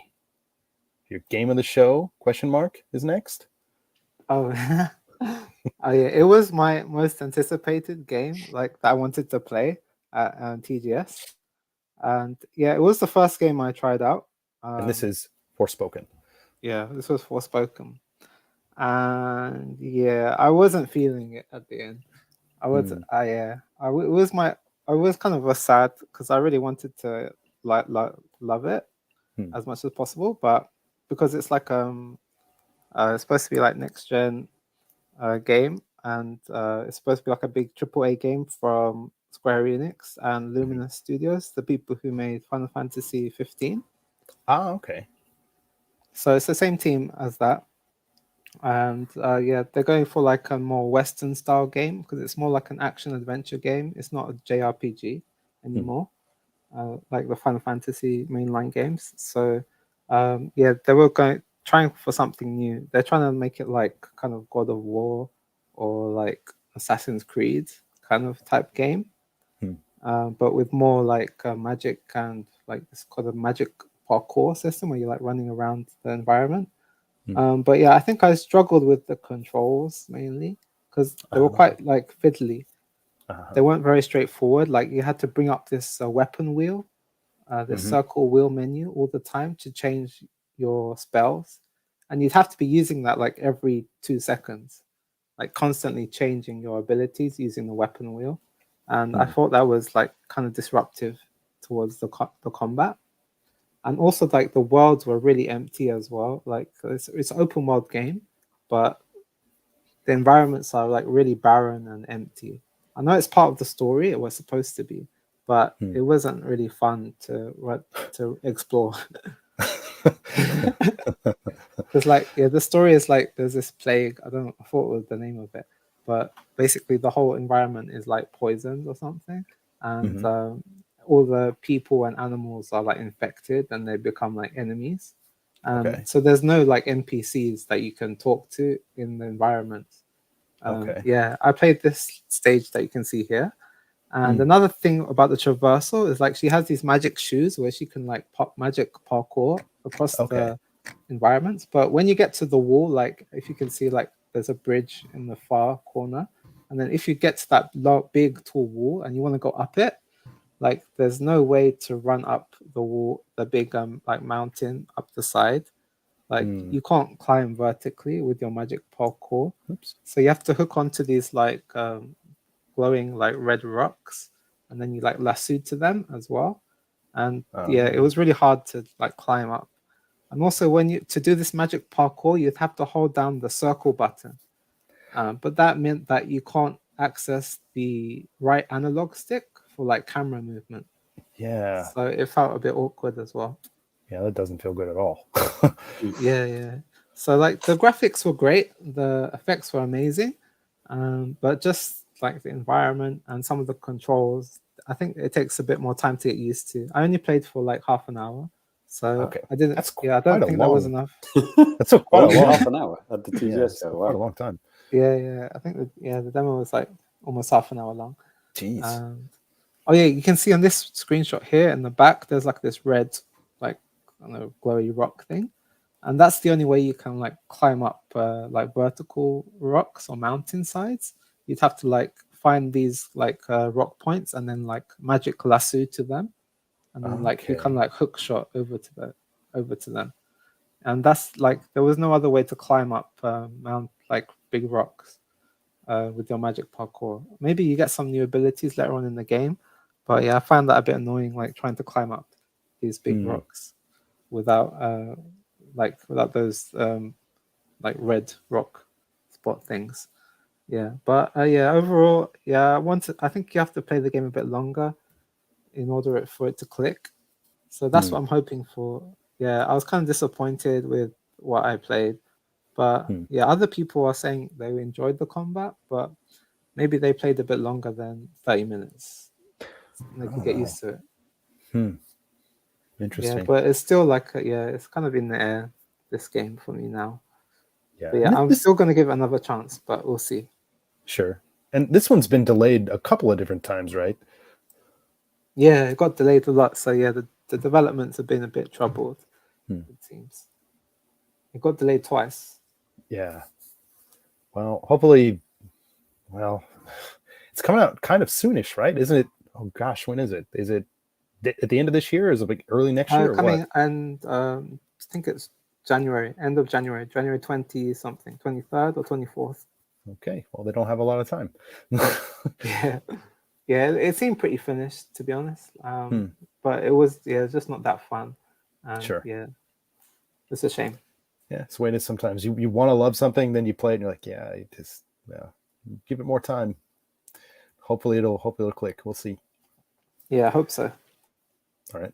Well, Genki, there's one other game that you play that's a pretty big one as well, and that being Wolong. You want to talk about that just a little bit? Oh yes, that was actually like one of the sleeper hits of TGS for me. Nice. Yeah, like it's really difficult. It's like because it's kind of like those kind of Soulsborne games. Yeah, Sekiro and stuff like that, right? Yeah, one of those, and like it's made by the people who made Neo, which is also a similar type of game. But yeah, I died like 10 times, and then you fight this massive tiger, and he just like jumps at you and starts clawing at you, and he just kills you like in like 1 or 2 hits. Damn. So like you have to get like the mechanics down and like the blocking and dodging down to really get good at the game. But it was really like trying it over and over again was really rewarding and was really fun. But yeah, it's super difficult game if you're not used to those kind of Souls like games. But yeah, I thought it was like it was kind of like a sleeper hit. And they released a demo on like Xbox and PlayStation for everyone to try. And I think people are really liking it. Nice. And it comes to Genki, Game Pass as well. Do you have a PS5 at home? Yeah, I have just PlayStation 5 and Switch. and PC, but I don't play much PC. Yeah, people were saying how, all this time people have been begging for like an Assassin's Creed style game based in Japan, and now there's so many, right? And now even Assassin's Creed itself is going to have a game in Japan. Right. They got like Sekiro and what's that other one? The other PlayStation samurai game? Neo. Ghost of Tsushima. No, Ghost of Tsushima. Yeah. Ghost of Tsushima. Yeah. Yeah. And then this one as well. Now it's like Yeah. you spoil This one's for choice. based in China. I was gonna But say, James, you sound like Hank Hill over Same there. thing, Are yeah. you Chinese or Japanese? But Asia. the Team Ninja, they are making a Japanese one as well called Rise of the Ronin. So like In your face, Bivens, in your face. So Yeah, yeah, they got are gonna me. make it. They're making a Chinese one and they're gonna make a Japanese one. 100% knew that. Yes. Genki, is this the tiger that you were talking about? Yeah, that's the one. Yeah, you go into this cave and you fight. You're trying to run away from him, basically. Wow. Stay He alive. either Oh, shit. the bottom half of his mouth is cut off, or there is a hand inside of his mouth and he has no jaw. Yes. Yes. All right. Yeah, he's Deal freaky, with but it, he was Danny. super hard. Yeah. He No, killed that's me cool. instantly. That's ridiculous. I love it. Cool. Noise. All right, cool, man. Well, if that's all you have to say about it, I mean, that's fine. I was gonna turn things over to JC because I mean I know there was a lot of other things that he played, and Right. maybe once James says kind of like because he played probably the most games out of all of us because he was playing a bunch of different. Yeah, it's funny, isn't it? Like, Yeah. you guys play very few games many times, and I play very many games one time each. Yeah, I think just to say my part a little bit, like I only went to the show one day, and I think every other time I've been to TGS, I went at least 2 times. And that makes it kind of tough when you're going one day to try to play all the big stuff because it takes a long time to wait in line and then try to mix in little stuff like that as well. It's just you kind of run out of energy, you run out of time. It's just the way it goes. But Who's up? Yes, So, thank yeah. Well, yeah, I have to talk about this game because it has been requested several times by the same person, that being Lemonade. So this game is called Wanted Dead, and this is the spiritual successor to Devil's Turd. Devil's Turd, little game. Yes, I have yearned to hear you say that in that voice. Cyrus's favorite game. So yeah, it's like what's his name? Itagaki, that guy. Yeah. The guy gets into lots of trouble for various reasons. Yep. He's back. Back, but baby. This guy is not Itagaki. This guy is the other producer. Yeah, he looks too normal. Yeah. Actually, I think. What was his name? I wrote it in here. Yeah, Mr. Okamoto. Yeah, gave me his business card. And I told this to Ty on the show floor because I was looking for Itagaki and I was like, I was almost going to make a joke to him, to Okamoto. I was about to say, is Itagaki not here because he's like drunk or something? Before I said that joke, he said, Itagaki's not here because he had a big party last night and is not feeling very well. So yeah, that was great. That's awesome. Yeah. So anyway, the game. Yes, the game. Yeah, it's Devil's Third. It is literally that game again. Like the main protagonist is a woman, and there's a whole team with her as well. But is she bald with tattoos? Sure. Okay. No. But like, yeah, it was just so generic third-person game. Like, you hold the trigger, you hold the left trigger, you push the right trigger to shoot it, and then the face buttons use your sword, and you can stab people as well. Which is, I think I played a demo of Devil's Third. I think that's why I don't own Devil's Third. I know Danny's probably got all 3 region versions. No, I don't. Actually, I remember when they first announced it, I thought it looked really cool, to be perfectly honest with you. And I remember it came out around the same time as maybe Yakuza 1 and 2 on the Wii U. And I was like, which one am I going to get? And I got Yakuza. And it's fun. And nobody else played it. And Okay. like, probably my review is probably one of the only English reviews on the internet. But Nice. yeah. So the game starts off like one of the first scenes is in a diner like this, and then the booth, the TGS booth, actually was designed to look exactly like the first scene in the game, which was pretty cool. Because you sat in the place that you're playing in the game, and all the booth models were dressed in these kind of like 1950s Americana style waitress clothes, and there was a jukebox and stuff and menus, and yeah, it was very interesting booth. Nobody was in there. Like I literally walked in, it was empty. Like I was wondering, wait, are you guys open? Can I come in? And they're like, yeah, please come in, please play the game. You're the first person here ever. I think people there was actually a video crew that went in later, and I think they were just there to take pictures of the booth models. I don't think they were even going to play the game. So yeah, I think this game is heading straight for the bargain bin before it's even come out. Is this out on any platform? I thought this was maybe out on Xbox or something. I think it's coming to everything except Nintendo platforms. Oh, okay. I mean, I thought that it was already out. I mean, Lemonade's just excited about it. Yes. I don't know. Is it out? I mean, it felt. Yeah, I mean, yeah, it had like all cutscenes and stuff at the beginning, which looked kind of, they were all voiced, and so yeah, it must have been near final production, or yeah, maybe it is out. Who knows? No one will ever know. Yeah, never. So yes, we've already talked about that one. We don't have to talk about that. Surprise of the show has to be the SpongeBob SquarePants game. THQ Nordic. Yeah, that was crazy. Like I thought it was just going to be absolute trash. I only went in there because the booth girls were wearing these kind of cute SpongeBob costumes, and no one was in there. Yeah, actually, I think the THQ Nordic booths, Danny, maybe you can agree with me here, because it sounds like the wrestling game was the same. Like no one was in there. It was like a ghost town. Yeah, I mean it was a pretty big booth because they had the SpongeBob thing. They had little aliens and stuff like that set up for oh my god, what's that game? Destroy All Humans 2. Destroy All Humans 2, yeah.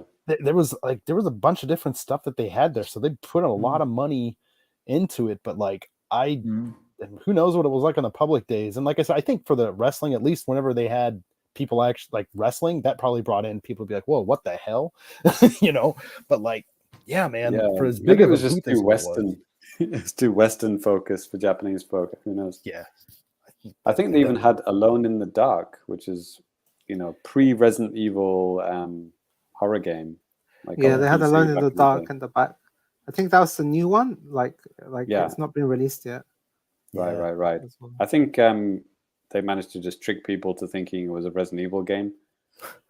And they had a kind of interesting booth, like a haunted house kind of thing that you went inside. It looks kind of cool. Unfortunately, I didn't get to play that. I did play the game back in the day, the original Alone in the Dark. Nice. And there's that terrible movie, of course. But yeah. So SpongeBob was great. It's like it's a 3D Mario game, basically. It's but the jumping and everything is really good. Like it felt good and it looked nice. I was playing on Xbox, so I can't speak for the Switch version. But I would say check out the reviews of the Switch version, and then if everything runs okay, I would say it's not as bad as you think it would be. Yeah, James, I enjoyed myself. What's the title of it's like SpongeBob? Is it something like Battle for Bikini Bottom or something? Or? I think I've got written impressions, by the way. If you go to the Famicast.com, I think the Bikini Bottom one is the previous one. Okay. Yeah, this one is the Cosmic Shake. There it is. Yeah. So move on to maybe Super Bomberman R2 or right. Or another Cyrus favorite. Super Bomberman R2 is pretty much the same as Super Bomberman R. It's which was a launch title, right, Danny? Near launch. Yes. Now I'm getting confused, thinking like, wait, is that the online one? Oh my god. Yeah, it might have been like, yeah. It came out and everything later, but it was like a Switch exclusive for like 6 months or something. However long it was, yeah. Because like, we played it at that. Me, you, and Ty, we played that, or at least we watched each other play or something at that very first Nintendo Switch event in Japan in like January 2017. Pretty sure we played that, the first one. So it's got like all the costumes and stuff, like Alucard or whatever, from Castlevania, and all those, Konami characters. They're all there. So yeah, it's like that. I don't know if this is actually a paid game though, or if it's another free-to-play thing. I probably should have checked on that. It could be another $40, full price game, or it could be like free and you pay for all the skins. I don't know. But that's what they did with the online version, right? Right. Yeah. Which I didn't like. But yeah, if this is just like straight up, old-fashioned Bomberman with costumes that you get as part of the package, you don't have to buy as DLC, then it might be good. Yeah. Yeah, it was fun. I played some 4-player with some people on the show. And then EA, I managed to play. Oh, talking about booths with no one in. Holy shit! EA had It Takes Two, and that was an absolute ghost town. I think they had maybe 4 or 5 demo stations up. No one on any of them, and because it's a co-op game, you actually need 2 people. So yeah, basically the booth models were having to play with whoever went in. Sweaty nerds. So, yeah. Because no one had any friends, including me.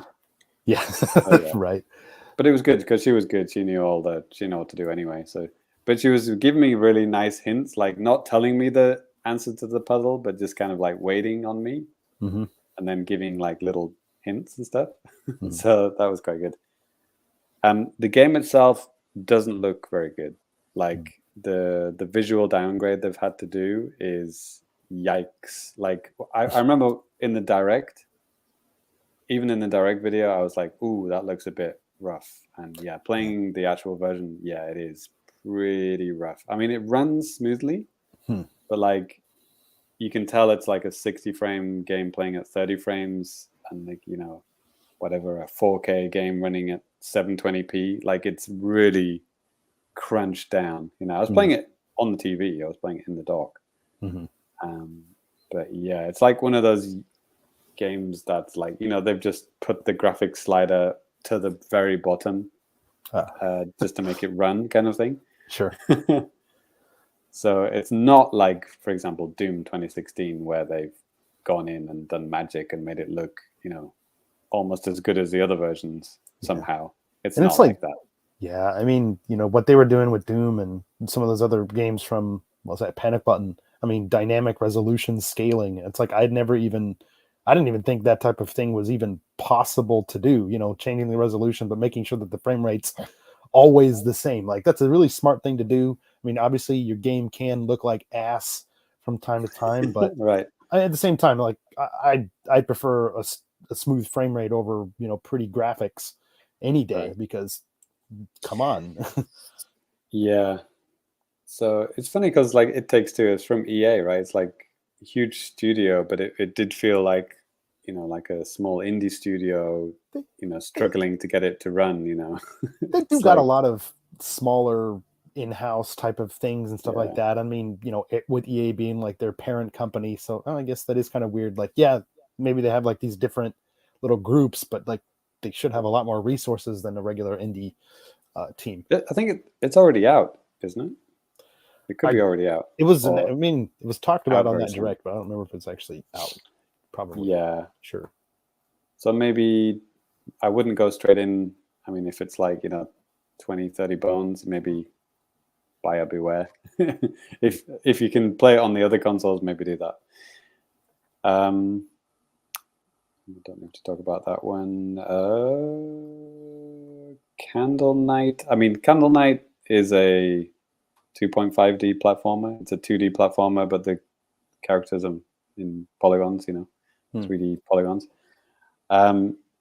It's just a 3D. It's just a platform game.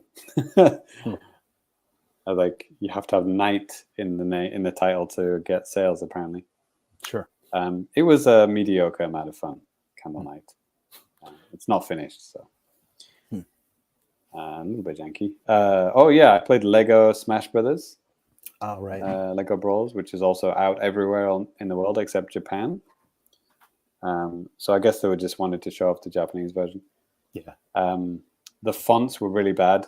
The Japanese fonts were really, really bad. Had that really horrible katakana, which it just reminds me of like those shitty, Japanese localizations where they don't even localize it. They just copy and paste it and just leave the default fonts, and it just looks horrible. Yeah. Like, if you have no idea about Japanese fonts, then who cares? But like, I feel sorry for Japanese people. Yeah, reverse ways too. Sometimes you could just see fonts or something like that in like, games in English, and you're like, ew, gross. Who said this? Well, you do see Japanese indie studios use Comic Sans, like because they have no idea that it's a shitty font. And I mean, like, if you're trying to make it so your college paper is going to be like 3 pages long, use it. But like, if you're using it for like a stylized thing in your game, it's probably a better option out there. Please no. We need to have like some kind of forum, like a font forum, like get all the Japanese folk and all the Western media together. It's like, okay, Western media, you don't use these Japanese fonts, okay, because it looks shitty. Hey, Japanese guys, don't use Comic Sans. Ever use it, all right? Shake hands and then leave the room. Okay, job done. Unfortunately, that meeting hasn't happened yet. Lego Brawls is the actual name of it. Was decent fun. I mean, it seems like a okay Smash kind of game. Like you collect Lego bits and then you kind of earn your special. Like in Smash, you would just press A to do your special attack. Like this one, you have to collect a few bits of Lego pieces and then you can do it. And it usually involves building a device that you can then use, like a wand or like a hammer or some kind of machine that you can plow through people. And ironically, like a Minecraft, which looks like the Minecraft from Minecraft Steve in Smash, like they've literally they literally have that item in it. And they do actually have license as well. Oh. They have the Jurassic Park license. Oh, okay. For this game. So they actually have a Jurassic Park stage. We have a T-Rex. They have a T-Rex. You can actually turn into a T-Rex if you choose that mode. Nice. So that was pretty fun. On the comment of fonts, Azik, a Dark Souls game using Times New Roman. Can't wait. Right. Hell yeah. Yeah, hi Tony. Boomer Energy. It says comic in the name, so it's funny, right? It's funny. That's right. Japanese boomers. Yep. So we already talked about Glitch Busters. Oh yeah, I played the Steam Deck. The PC Switch. It seems like a pretty solid device. I mean, you can tell like the materials that they've used are like obviously to get the cost down. It's not like high premium plastic, high premium stuff, but it's like it's good enough. It's not so it feels cheap, but it's also not like like an iPad Pro. It's not like that. It's like it's somewhere around about where the Switch is, right? Sure. I would say maybe not quite as good as like a Switch OLED, maybe a little bit worse than a Switch OLED, but it's okay. And the sticks feel nice, and the buttons are okay. D-pad is and also the position of everything is a little bit weird because it's all lined up at the top of the device. So it's actually similar to a Wii U, but actually a little bit worse because the buttons and the stick are actually parallel. Because at least with the Wii U had sticks at the top, which was a bit weird. Yeah. I got used to it, and I ended up liking it in the end. But like with the Wii U, the buttons were under your thumb, so you could use the stick and then push your thumb down, so you could do stick and buttons at the same time. Still weird. which is weird, but it works. It's just like the reverse of normal, right? But Get used this to it, yeah. this one is to the side, so you kind of like having to do thumb to the side kind of thing. So it would take a little bit of getting used to. And they've got like all sorts of customizable buttons on the back and like slide pads and everything. There's like so much shit going on this thing. But they managed to get the price down to like 30,000 yen, which is no. I don't think 40? so. I thought it was like 99,000.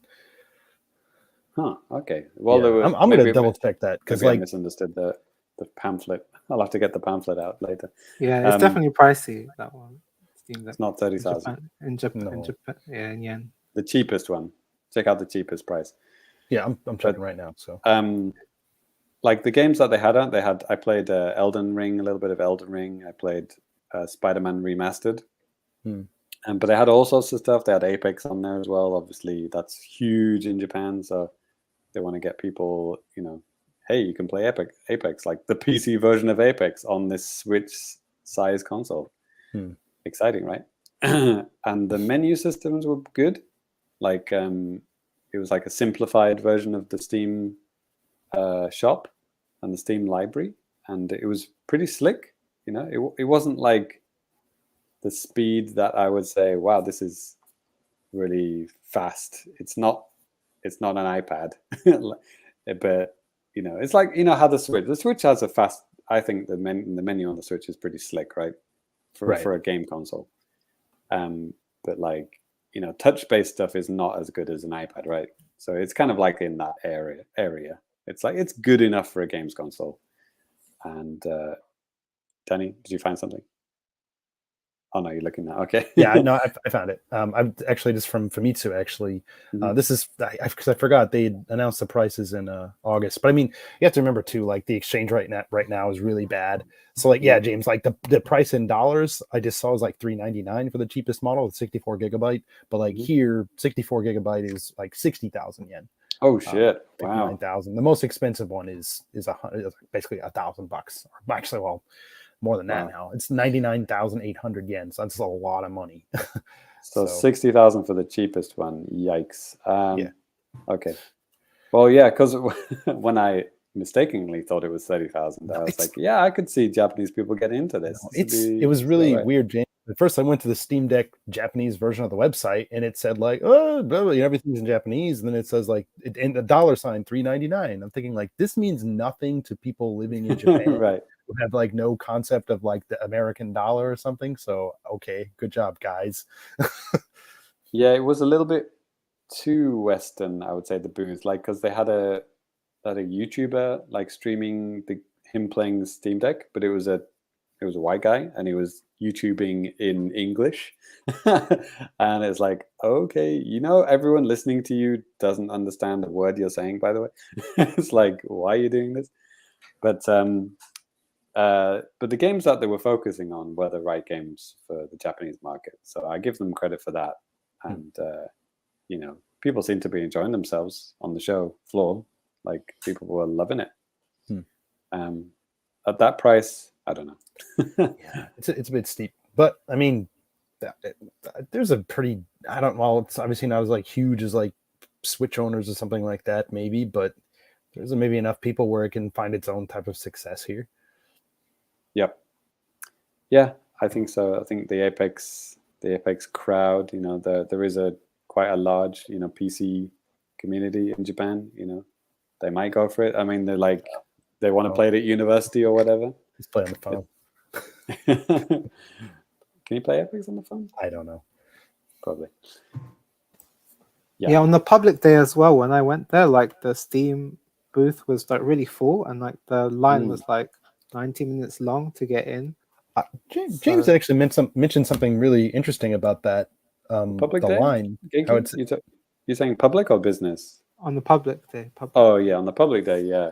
But on the business day, it was great because it was like a 15-minute wait because they were letting like 50 people in at a time. And you could just, they had this huge kind of like almost like cafe, fake kind of cafe area where they had bean bags and chairs and like sofas and stuff. And they just gave you a Steam Deck, like unwired, like completely just gave it to you. And you just sat down and just played it for whatever, 15 minutes. You could play whatever game you wanted and just, sit down and chill out. So, and then they had a timer, obviously, and then they would count down the timer and then tell you to get out. And then the next 50 people would come in. So they were really churning them out. So 90-minute wait, that must have mean a lot of people were waiting for that thing. Okay, move on from Steam Deck. Oh, we should talk about Push's game, right? Friend of the show. Yeah. Met up with PushDustIn at the show. He is now with a company called Character Bank, and they're doing a VR game called wait a second, Ruins Magus. And so yeah, I tried it out. I think Genki was watching me. Genki, you didn't play it, did you? You just watched me do it. No, I just watched you. I took some pictures of you. Yeah. All right. So yeah, this was using the Oculus Quest, which is the one that's like completely like wire free, I guess. Yeah, like I was saying earlier in the show, I'm not good at VR. Like I do get motion sickness quite quickly. And yeah, I played this for about 10 minutes, and yeah, I was feeling it. Like it was sad because like I was just getting used to all the controls, and then I was like, yeah, I'm gonna have to tap out here, guys. I'm gonna be throwing up on the floor here soon. So because it's an indie game, it's maybe it's not the high fidelity of like Resident Evil 8 like Genki played. The graphics are okay. It's like a first-person shooter kind of, but it's like a magic. Oh man, what was like FPS game that Ty, you liked it? You gotta be more specific. Hexen? Wow. Yes, because you're firing magic out your hands, right? Right. So this is that, but in VR. And you kind of. Only if you don't pick the Chad character that just punches things with his gauntlet. Right. Yeah, it's like yeah. We talked about this on one of your patron episodes, Ty. The games that made us. I remember. Yeah, that was. You made me like appreciate that game even more. So, yeah, Genki was talking about reloading and stuff, and like in Resident Evil. So in this one, you have to put your hand on your actual hip to reload, and then your arm is kind of like your magic arm gets like restocked with like magic potions or whatever. That felt pretty cool, and being able to just fire and shoot wherever you wanted. And, yeah, it's cool. But yeah, VR is not for me. I've said this many times in the past. When VR was like blowing up. When the Oculus version 1 came out, and like felt like every single website under the sun was going crazy for it. It's like until you solve the problem of like people feeling motion sickness, like until it works with like 99% of people, it's never going to catch on. And also like it's expensive, obviously, and also it's a big barrier. There's so many barriers to get into VR. It's like and we don't seem to have solved any of them. Like maybe slightly improved some parts of it, but not really. So yeah, I wish all the VR studios good luck. But for me, it's like we're still in the Atari 2600 era of VR. So I'll get into it when we're like at the GameCube era of VR, 5th generation. There it is. I think that's it. Don't think there's anything else I need to talk about. There was one other game, but everyone should just play it on their own Switch because there's now a demo. The Company Man. It's a really fun 2D platform game with like amazing animation. That was at TGS, and the guy said, the lady at the booth said, by the way, we've got a demo on the eShop. So I'm just telling you guys now, there's a demo on the eShop. The Company Man. Search for it. It's good fun.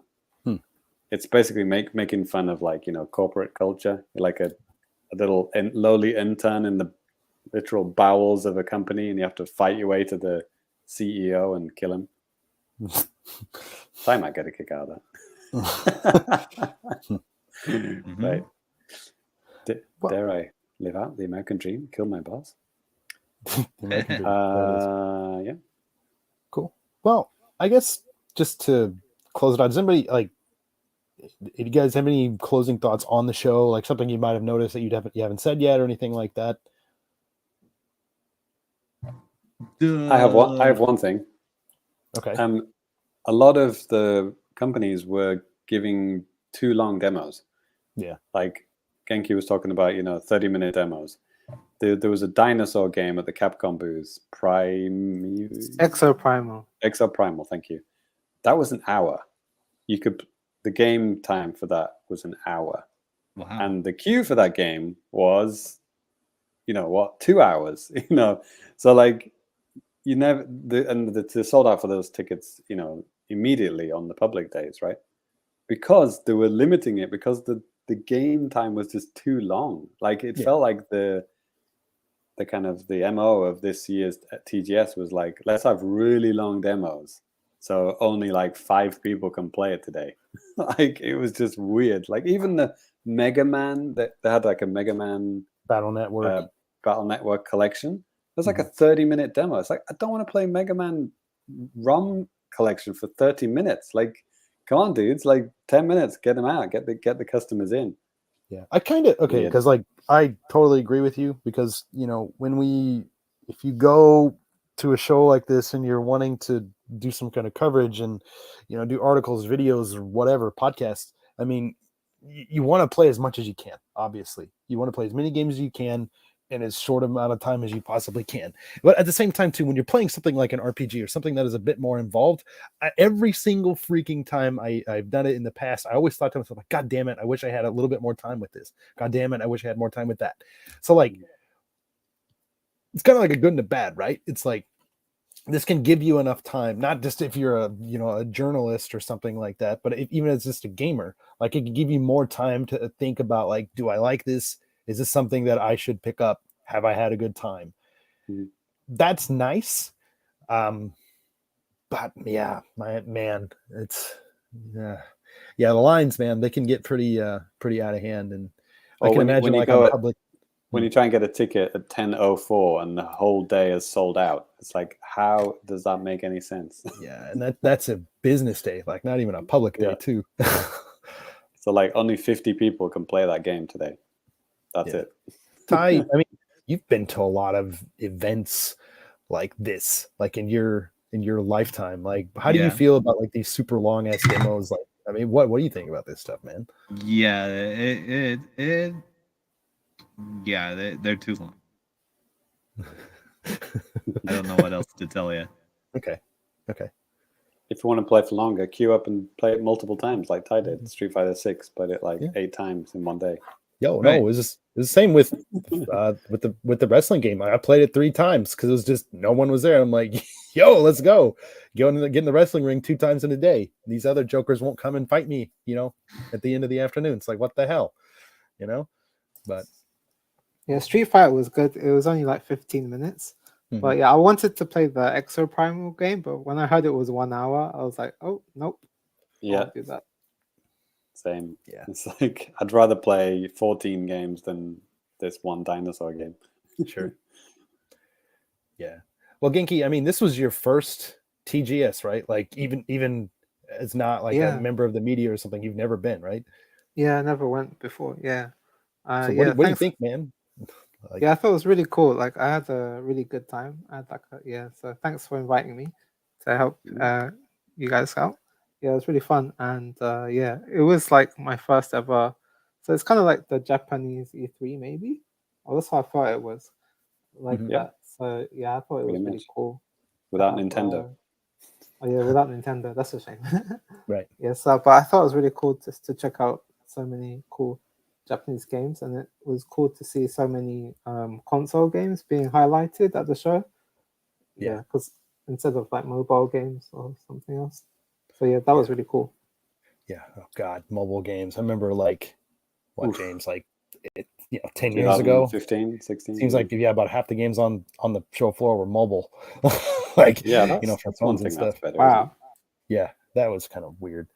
It is funny, isn't it? Because like mobile games not really there, Xbox is not there, Nintendo's not there, so it's basically just Sony and Japanese third parties, isn't it? Yeah, like some of the companies did say like, we're bringing this mobile game there, but like I don't know if they just meant like in video form or not. But yeah, whatever. We don't need to dwell too much on that. Yeah, mobile games were there, but they weren't like massive booths. Like back in the dark times, there were like these huge booths with like 400 smartphones lined up, and people lining up to play a free-to-play game.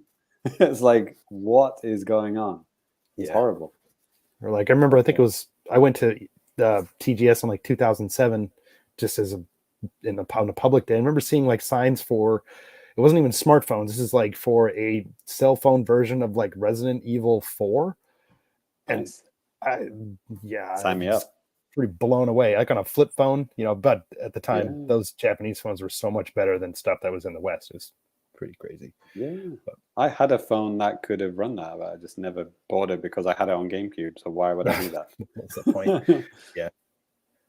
Okay. Well, cool. Oh, yeah. And there was one booth in the Bandai Namco. They let you sit in these gamer chairs instead of, because most of the other demos you have to play standing up. Yeah. And yeah, when I played that, I think I played the One Piece game in the chair, and then I Right. felt really nice because you got a chance to sit down. Yeah. In the chair. That was really cool. Yeah, Dragon Ball Breakers was the same, right? Time in chairs. Yeah. Good times. Yeah. Overall, I had a good time at the show. I didn't want to sound too negative there with the long game thing. I know. I thought it was a great show, and it was good to be back since 2019. 19, yeah. No, I'm the same. Like, because I haven't been since 2018, so like for me, it was just kind of good.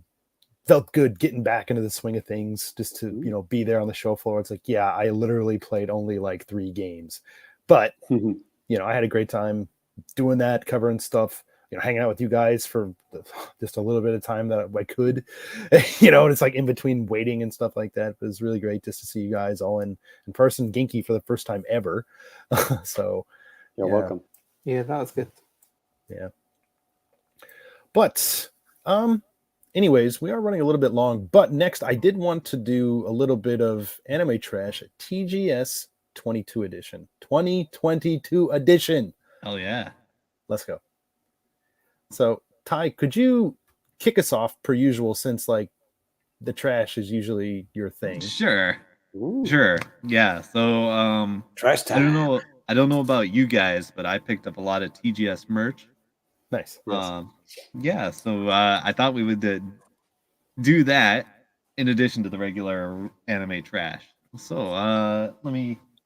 Mine's all free trash, by the way. I didn't buy any of this crap. All right, I bought some trash. Like I got. I'm wearing my Dreamcast shirt right now. Oh, nice. What's that? Yeah. And let's see. I kind of stuffed it all in here. Except I think I have a plush Among Us crewmate that's not with us right now, but.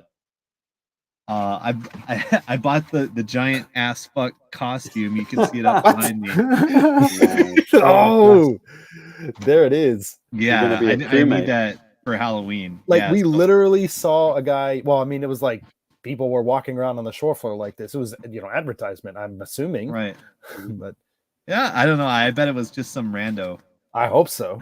all the girls were flocking to it. Yeah. Well, that's the exact moment when I decided I needed to get it. One of them they were ignoring. The other one they were flocking to. So I hope you got the right one. Yeah, the red one, obviously. Okay. Let's see. All right, what else I got here? These are some of the Street Fighter stickers I got. There's like every time you played it and you tweeted, you got a big set of them. Let's see. What else do I got in here? My badge. Here's a bag I got for buying stuff. Let's see. Here's another shirt. I actually wore this the other day. This is it's Inside Out. This is my Astro City shirt. Let's go. Yeah.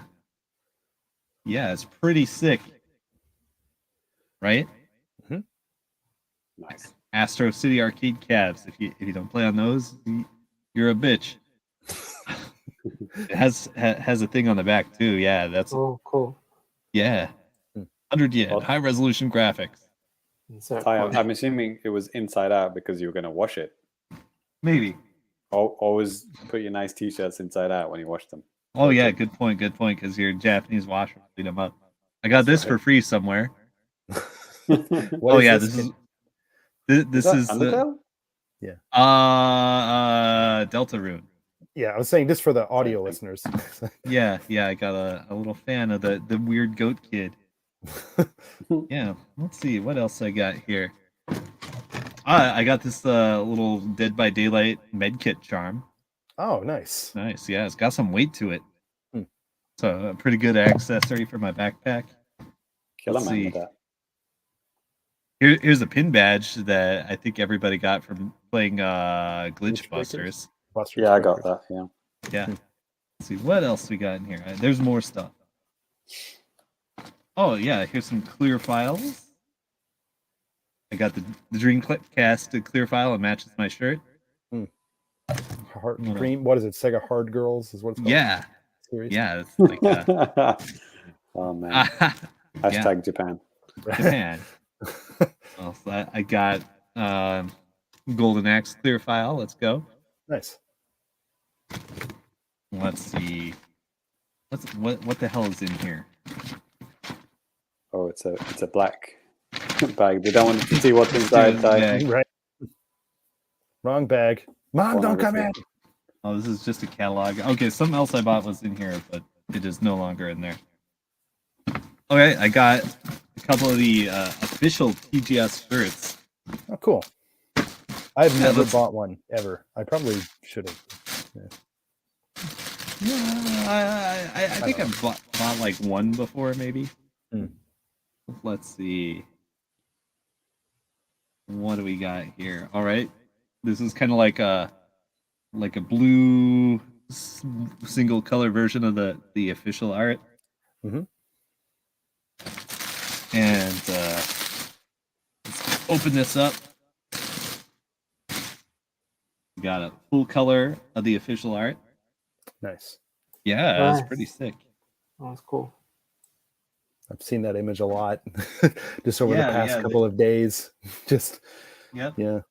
Oh, here's the other part of the Street Fighter stickers you could get from like a Street Fighter Pro Tour or Street Fighter League. Yeah, nice. Shiny and reflective. It's fancy.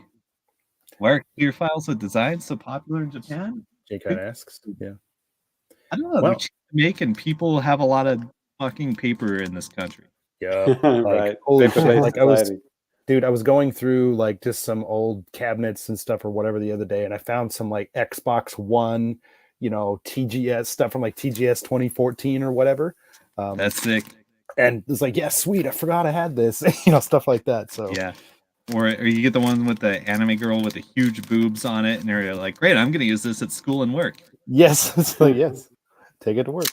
Oh, opening this up, I think it's related to school, basically, isn't it? People like to keep their school stuff organized with files. I got a clear smartphone stand with the official art. Oh, that's cool. Yeah, I'm going to put it on my desk right now. Cool. All right. Let's see. What else? A couple random things. I got some kind of big sticker from Dragon Ball Breakers. Dave, did you get one of these too? Maybe. I'll find out when I open my bag of trash. What else? I think that's about it. You can see my big Among Us costume up there. Oh no, wait. I bought the rare Letterman jacket. Right. It's by the front door. I don't know if I should journey all the way out there and get it. You need to get it, Ty. Someone else will take over and come back. All right, sounds good. Yeah, so I was referring to rareware, as in. Yeah, go ahead, Ty. Go and get your stuff. I'll go next. I don't have a lot of stuff to talk about. All right, go for it. I was waiting for you. Let's go. Show us the trash. All right. So I think I had mentioned this maybe at the beginning of one of the videos, James. But so like when I first went in on Friday for the for the show, like my first day on the show floor, I raced to the merch section and I picked up the signed Live Alive soundtrack CD signed by Yoko Shimomura, composer on the game and stuff like that. So I'm really happy about that. I know Genki, he picked one of these things up too. So we're brothers or something. Yeah, and it has like a little catalog or something that it came with too, and I just kept it. And so that was pretty cool. And so many CDs for sale at TGS. Right, it's like I'm not gonna listen to this on CD. This is like I already have this with the collector's edition. I bought this anyways. But and for playing Sonic Frontiers, you also got like a Sonic Frontiers bag, which you can see here. It's actually quite nice. And it can actually, some bags you get like this are really cheap, but this one has like, it can kind of extend on the bottom so that you can actually like stand it up if you have stuff in it, which is kind of nice. And then, it's called I just have a couple of, I just have a couple of TGS like floor maps here. And then Genki was nice enough to hook me up with an extra Persona bag that he had for the upcoming, Persona 5 and all the Personas. And show the other side too. Yeah, the other side's like pretty cool. I can't see myself there, so I hope you guys had a good look at that. But I didn't. Nice carrier bag, Danny. Yeah, thank you. You shopping with that? Yes, going to do that. I'll probably throw it in the closet here in a couple of weeks. But Ty, do you have your thing? Yes. Okay. Yes. I got the little Among Us in the Letterman jacket. Oh, in the nice. Right. Okay. So here's the back. Right. See, Nice. big old Rareware logo on the back. Mm-hmm. And let's see in the front. Let's see. We got an emblem on the front here, and we have the coolest fucking zipper ever. Oh right. Oh, the badge. Yeah. This is a pre-traitor badge as well. It's the original badge. Yeah. This is like a thick metal zipper. Yeah. Nice. This is a pretty good price. It's like 7,000 yen for a nice jacket. I'm down. Yeah. $700. $700. Yeah. Yes. Wow. It wasn't as much as the official Killer Instinct leather jacket. But... Well, right? Because I remember you picked. Yeah. There's only 4 in the whole world. You got one of them. Yeah. More or less. Cool. So you actually had some regular trash you want to share with us today too? Oh yeah. Danny, I got James, some TGS trash. Yeah, right. That's what I was waiting for. Yeah, James. Show us the trash. Yeah. So I put all my trash in my Steam Deck tote bag, which is quite nice. It's quite a nice bag. And so probably there's some things that you guys have already seen. I don't actually know what this character is. I don't even... Oh, is this Steam? Oh yeah, that's Steam Deck Chan. Oh my god. Oh my god. I didn't even realize I had this. It's Steam Deck Chan. It's a little character wearing a suit, and his head is a Steam Deck. Wow, cool. I just found I'm saying Steam Deck stickers with the Steam Deck Chan on. These are all stickers. Cool. Let's. Now I can see that does have the price on that one, Danny. Okay. 99,000 yen. Yes. Yeah. So I think that was like when I first saw the prices for Japan, that was the first one my eyes went to. And I was like, holy God, man. This is the nice little it's very glossy. You can see it's got multiple colors on as well. Booklet for Steam Deck, which is in multiple languages. It's right for the Asian market. They just announced like all that stuff in like early August, so it kind of makes sense that they'd kind of keep it all together just to save. Steam Deck, Japan, South Korea, Taiwan, and Hong Kong. So I guess that's the market they're going for. So they've got it half in English as well. Yeah, it's a nice little book. And then I think this is where I put all my stickers in here. What stickers I got? I got some It Takes Two stickers. Sick. What else we got? Ruins Magus. That's one that Push gave us. I think Genki's got some as well. Ruins Magus. And these are... Oh my god. What the hell was this from? Shit, does anyone recognize these characters? That's a negative. Is that a mech warrior on the left? Oh man. Doesn't say, it doesn't have any company logos or anything on it. I have no idea. I've totally forgotten. No idea. This one is, I think it says Disgaea? Disgaea. Yeah, Yeah, Disgaea 7. Disgaea 7 maybe stickers. Lego Brawl sticker. And oh, that's another that's a Glitch Busters badge. I think Ty just showed that off. You got this as well, right, Ty? Yeah, I think so. Somewhere around here. Oh yeah, this was the thing where you're supposed to play Rockman, aka Mega Man, to get this, but I managed to blag my way to get it without playing it. This is a Mega Man is it Exe Advance Collection. Yep. Calendar, 2023 calendar. So yeah, that's. I'm assuming it's one of those ones where you stand it up and you just slot the cards in for each month. Yeah, it makes that kind of vibe. Probably okay. And oh, this one's a nice one. This one is a Super Bomberman tote bag. Cool. I saw it. It's currently in the little packet, but I saw it unraveled. It's quite a nice big bag, which is pretty cool, with the Superman R2 logo on it.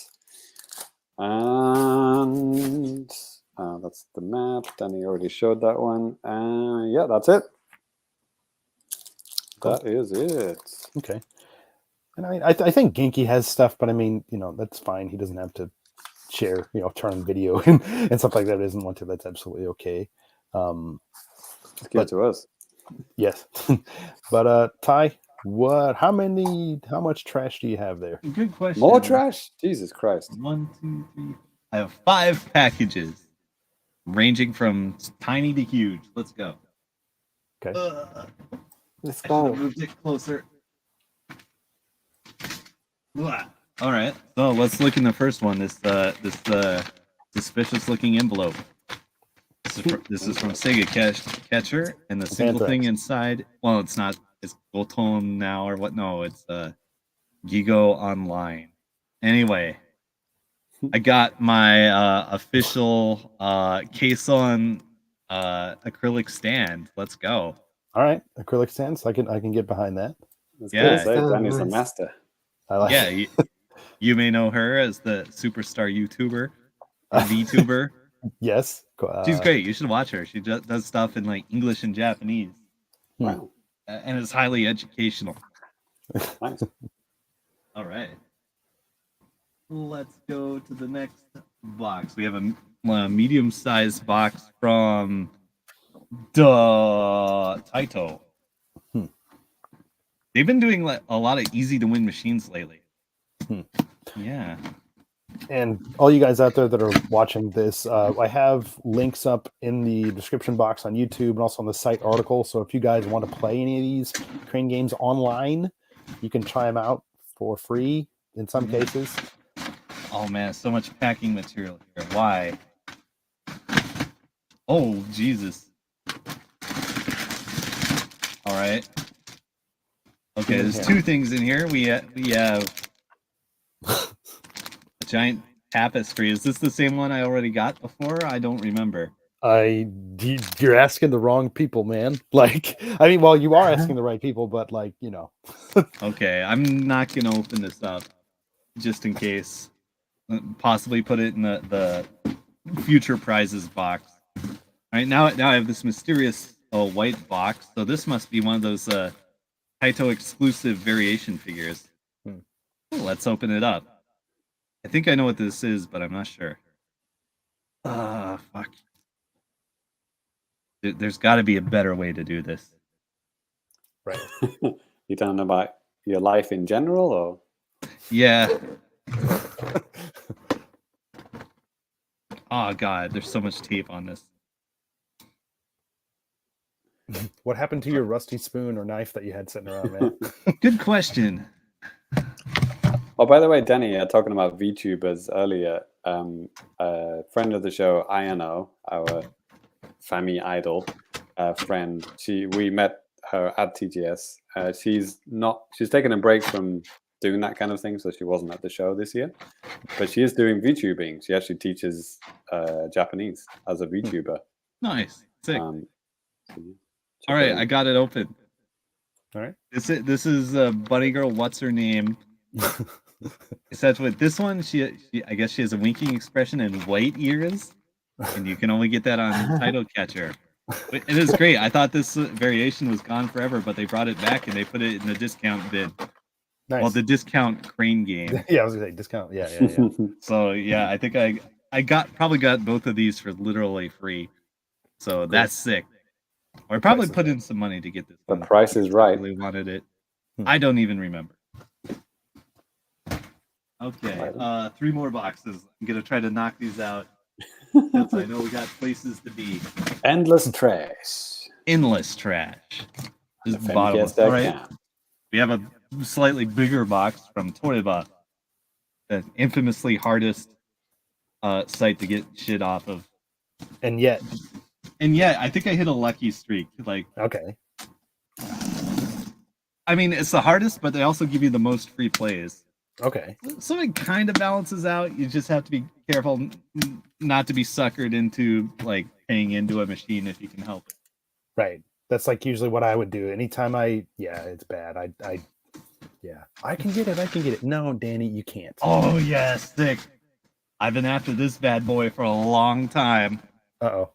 Here we go. Oh, snap. I got the pumpkin head from fucking Minecraft. Nice. Right. This is definitely going in the office Halloween decorations, and the kids That's are cool. gonna love it. Yeah, that's great. Nice. It's sick. Yeah. You telling me you guys haven't already decorated for Halloween yet? I was ready to go on like September 5th. Okay. The I'm not place I kidding. work Actually, at at, my house. Americans. the place I work at, we just like last week moved to a new building, and it is so fucking nice. Holy shit! It's like premium. Cool. All right, what do we got? Oh, this is like the best box ever. Next up, we got Ditto. Oh, cool. I was like, what is it? Come on. Yeah. He's got the dumb fucking look on his face. He's perfect. I love him. Yeah. It's Metamon, right, in Japanese? Yeah. Metamon. Yeah. Next up, we got Sans. Nice. Cute. Yeah. Sans Undertale. We were just talking about that font earlier, weren't we? That's Yeah. his Christian name. His Christian Nice. name, actually. Nice. Yeah, I'm gonna take this guy to work. I wanted to get the what's his name, Metaton, that like the game show host robot. They had him too. They're probably sold out by now, but who knows? He's All right, great. and we've got another goddamn anime chan. Of course. Much like Ditto, she has a dumb look on her face, and it's just precious. Yeah. And Right. Metal Mike, yeah, I agree. It's like anime trash or treasure. Yeah, one man's anime trash is another's treasure. Exactly. All right, we got 2 more boxes, and they're fucking huge. Oh boy, Let's we're gonna have go. a shelf here. Tent. Damn. There's another tent. This one's really lightweight. It must be another fucking pillow or something. Body pillow time. Where's Ty, do you this? still have those 3 tents? I gave one to one of my coworkers today. I think he'll actually get some use out of it. So I have 2 Oh, more. wow. Nice. Yeah, I forgot about those. You can Yeah, steal one and of those. I asked him if he sets it up to send me a picture. I was like, Yes. I haven't set any of them up. All right, this definitely. Where would you set it up? Yeah, exactly. Oh yeah, here we go. Cat girl pillow. Let's go.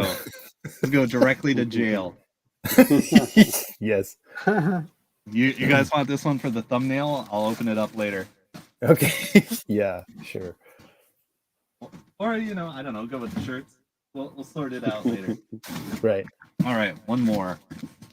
Oh, this one's lightweight too. You know what that means? Uh-oh.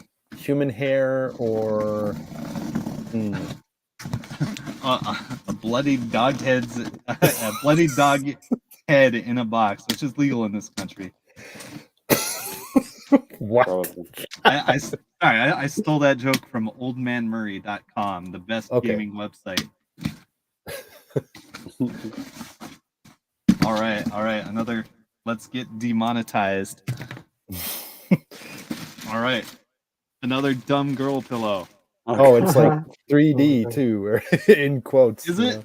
Kind of. It looked like it was. Not quite. God, Ty just tested it out there. Oh my god. Oh yeah, and I won another one of those random daily super hard challenges. So did they send me another sticker? They did. It's a different color though.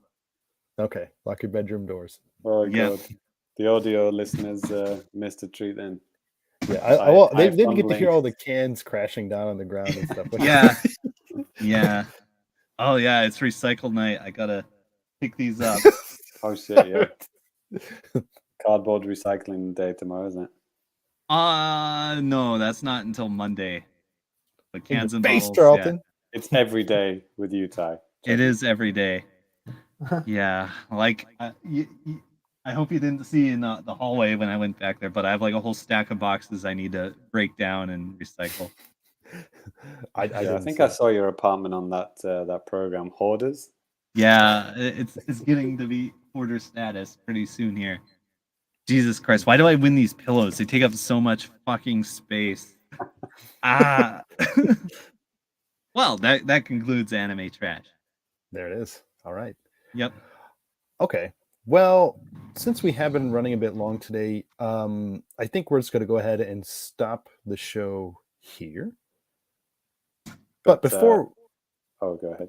I was going to say before we close it out, I was going to say we can kind of fit that in here a little bit too. Yeah. But before that, I wanted just to bring this up, just because this person had actually asked us this question, I think a couple of episodes back, and this is from John Cario.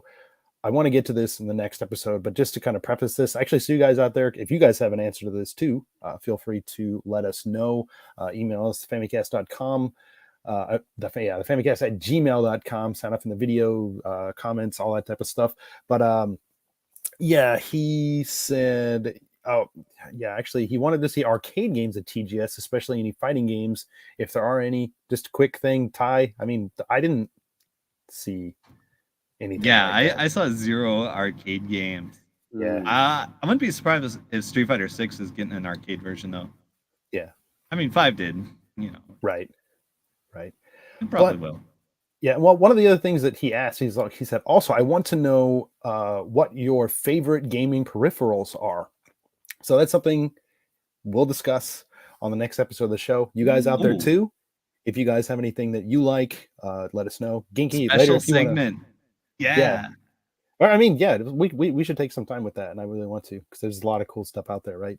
So, right. And Genki, like, if you had something that you wanted to let us share on the show next, that's great too. If you don't, then that's fine too. But share the photos on Twitter. Yeah. Oh yeah. Yeah, I'll post something on your Twitter or something. All right, cool. And so James, just a little bit of now playing, like, what do we have going on the website? Just now playing on the Famicast game. Well, obviously it's all TGS, isn't it? All TGS all the time. So if you just have a quick browse through our website, you'll see it's all TGS, isn't it? We've got the TGS hub page. You should check that out, and then it'll link to all of these other things. So, for example, this page has all of our videos. I think it's got all the videos embedded, right, Danny? Yep. Everything's there. This is called the TGS 2022 hub page, just in case you... That's right. Yeah. So, yeah, we have the map here, TGS, but then we have 1, 2, 3, 4, 5 photo galleries of photos that me and Genki took. Genki's got 3 because he went on 3 days, and I have 2.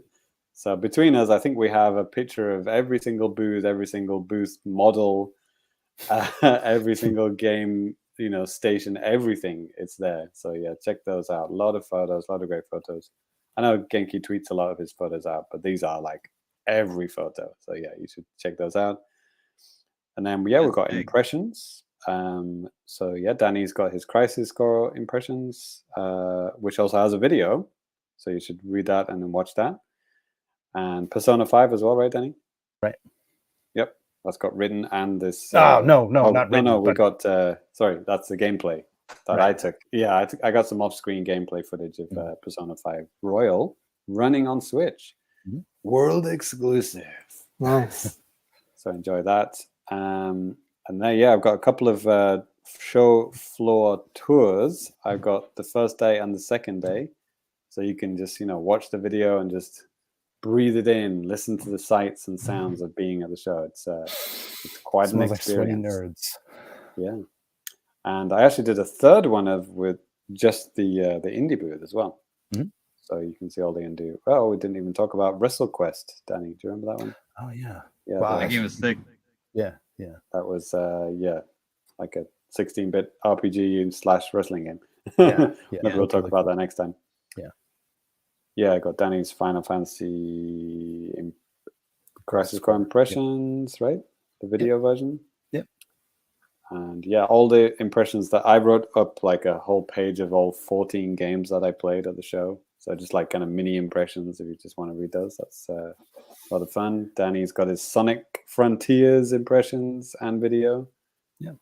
So lots of cool stuff, all TGS related. Yeah, and if you just go to the website and you just go up to the menu, either on smartphones or on desktop or whatever, you can go to events in TGS 2022 and you'll see everything that way as well. So check it out, or just go to YouTube, check out our stuff there, just however you want to do it, or just keep listening to this, repeat this episode of the show again, whatever the hell you want to do. Get those metrics up. Yeah. Let's get this bad boy up to 50,000 for this.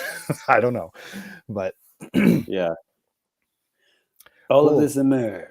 Get the game. Yeah, but that is gonna do it finally for Famicast 230, the TGS 2022 special. Thank you guys so much for listening, and we're gonna go ahead and give our Twitter handles and stuff like that. I'll go ahead and get us kicked off. If you want to follow me, you can. You can follow me at DannyBiv, DANNYBIV. James. That's right. I'm at FamiComplicated. Please do enjoy. Ty? I'm at Super Cat Drugs. Click to see the giant anime boobs that were on Tucker Carlson. I saw that. That was great. Oh, that was real. That's so weird. I mean, it's like, that's great. But it's like, I can't believe it. And Genki, where can people find you at, man? You can find me on Twitter at Genki_JPN. Yeah. Thanks, guys. And feel free to plug your YouTube channel and stuff too, man. Like, seriously, it's totally cool. Oh, cool. Yeah, and I just started YouTube. It's at Genki Gamer on YouTube. So just search Genki Gamer, and also, you should if you're watching the video version of this show, like I think I put Genki as like friend of the show, so you can like see his channel that way, and some other like YouTube friends and stuff like that too. So check them out that way. Cool. Thanks. Yeah. It was awesome getting to meet you guys in person as well at TGS. Yeah, it's really cool. The pleasure is all yours. Hey, that's my joke. Hey.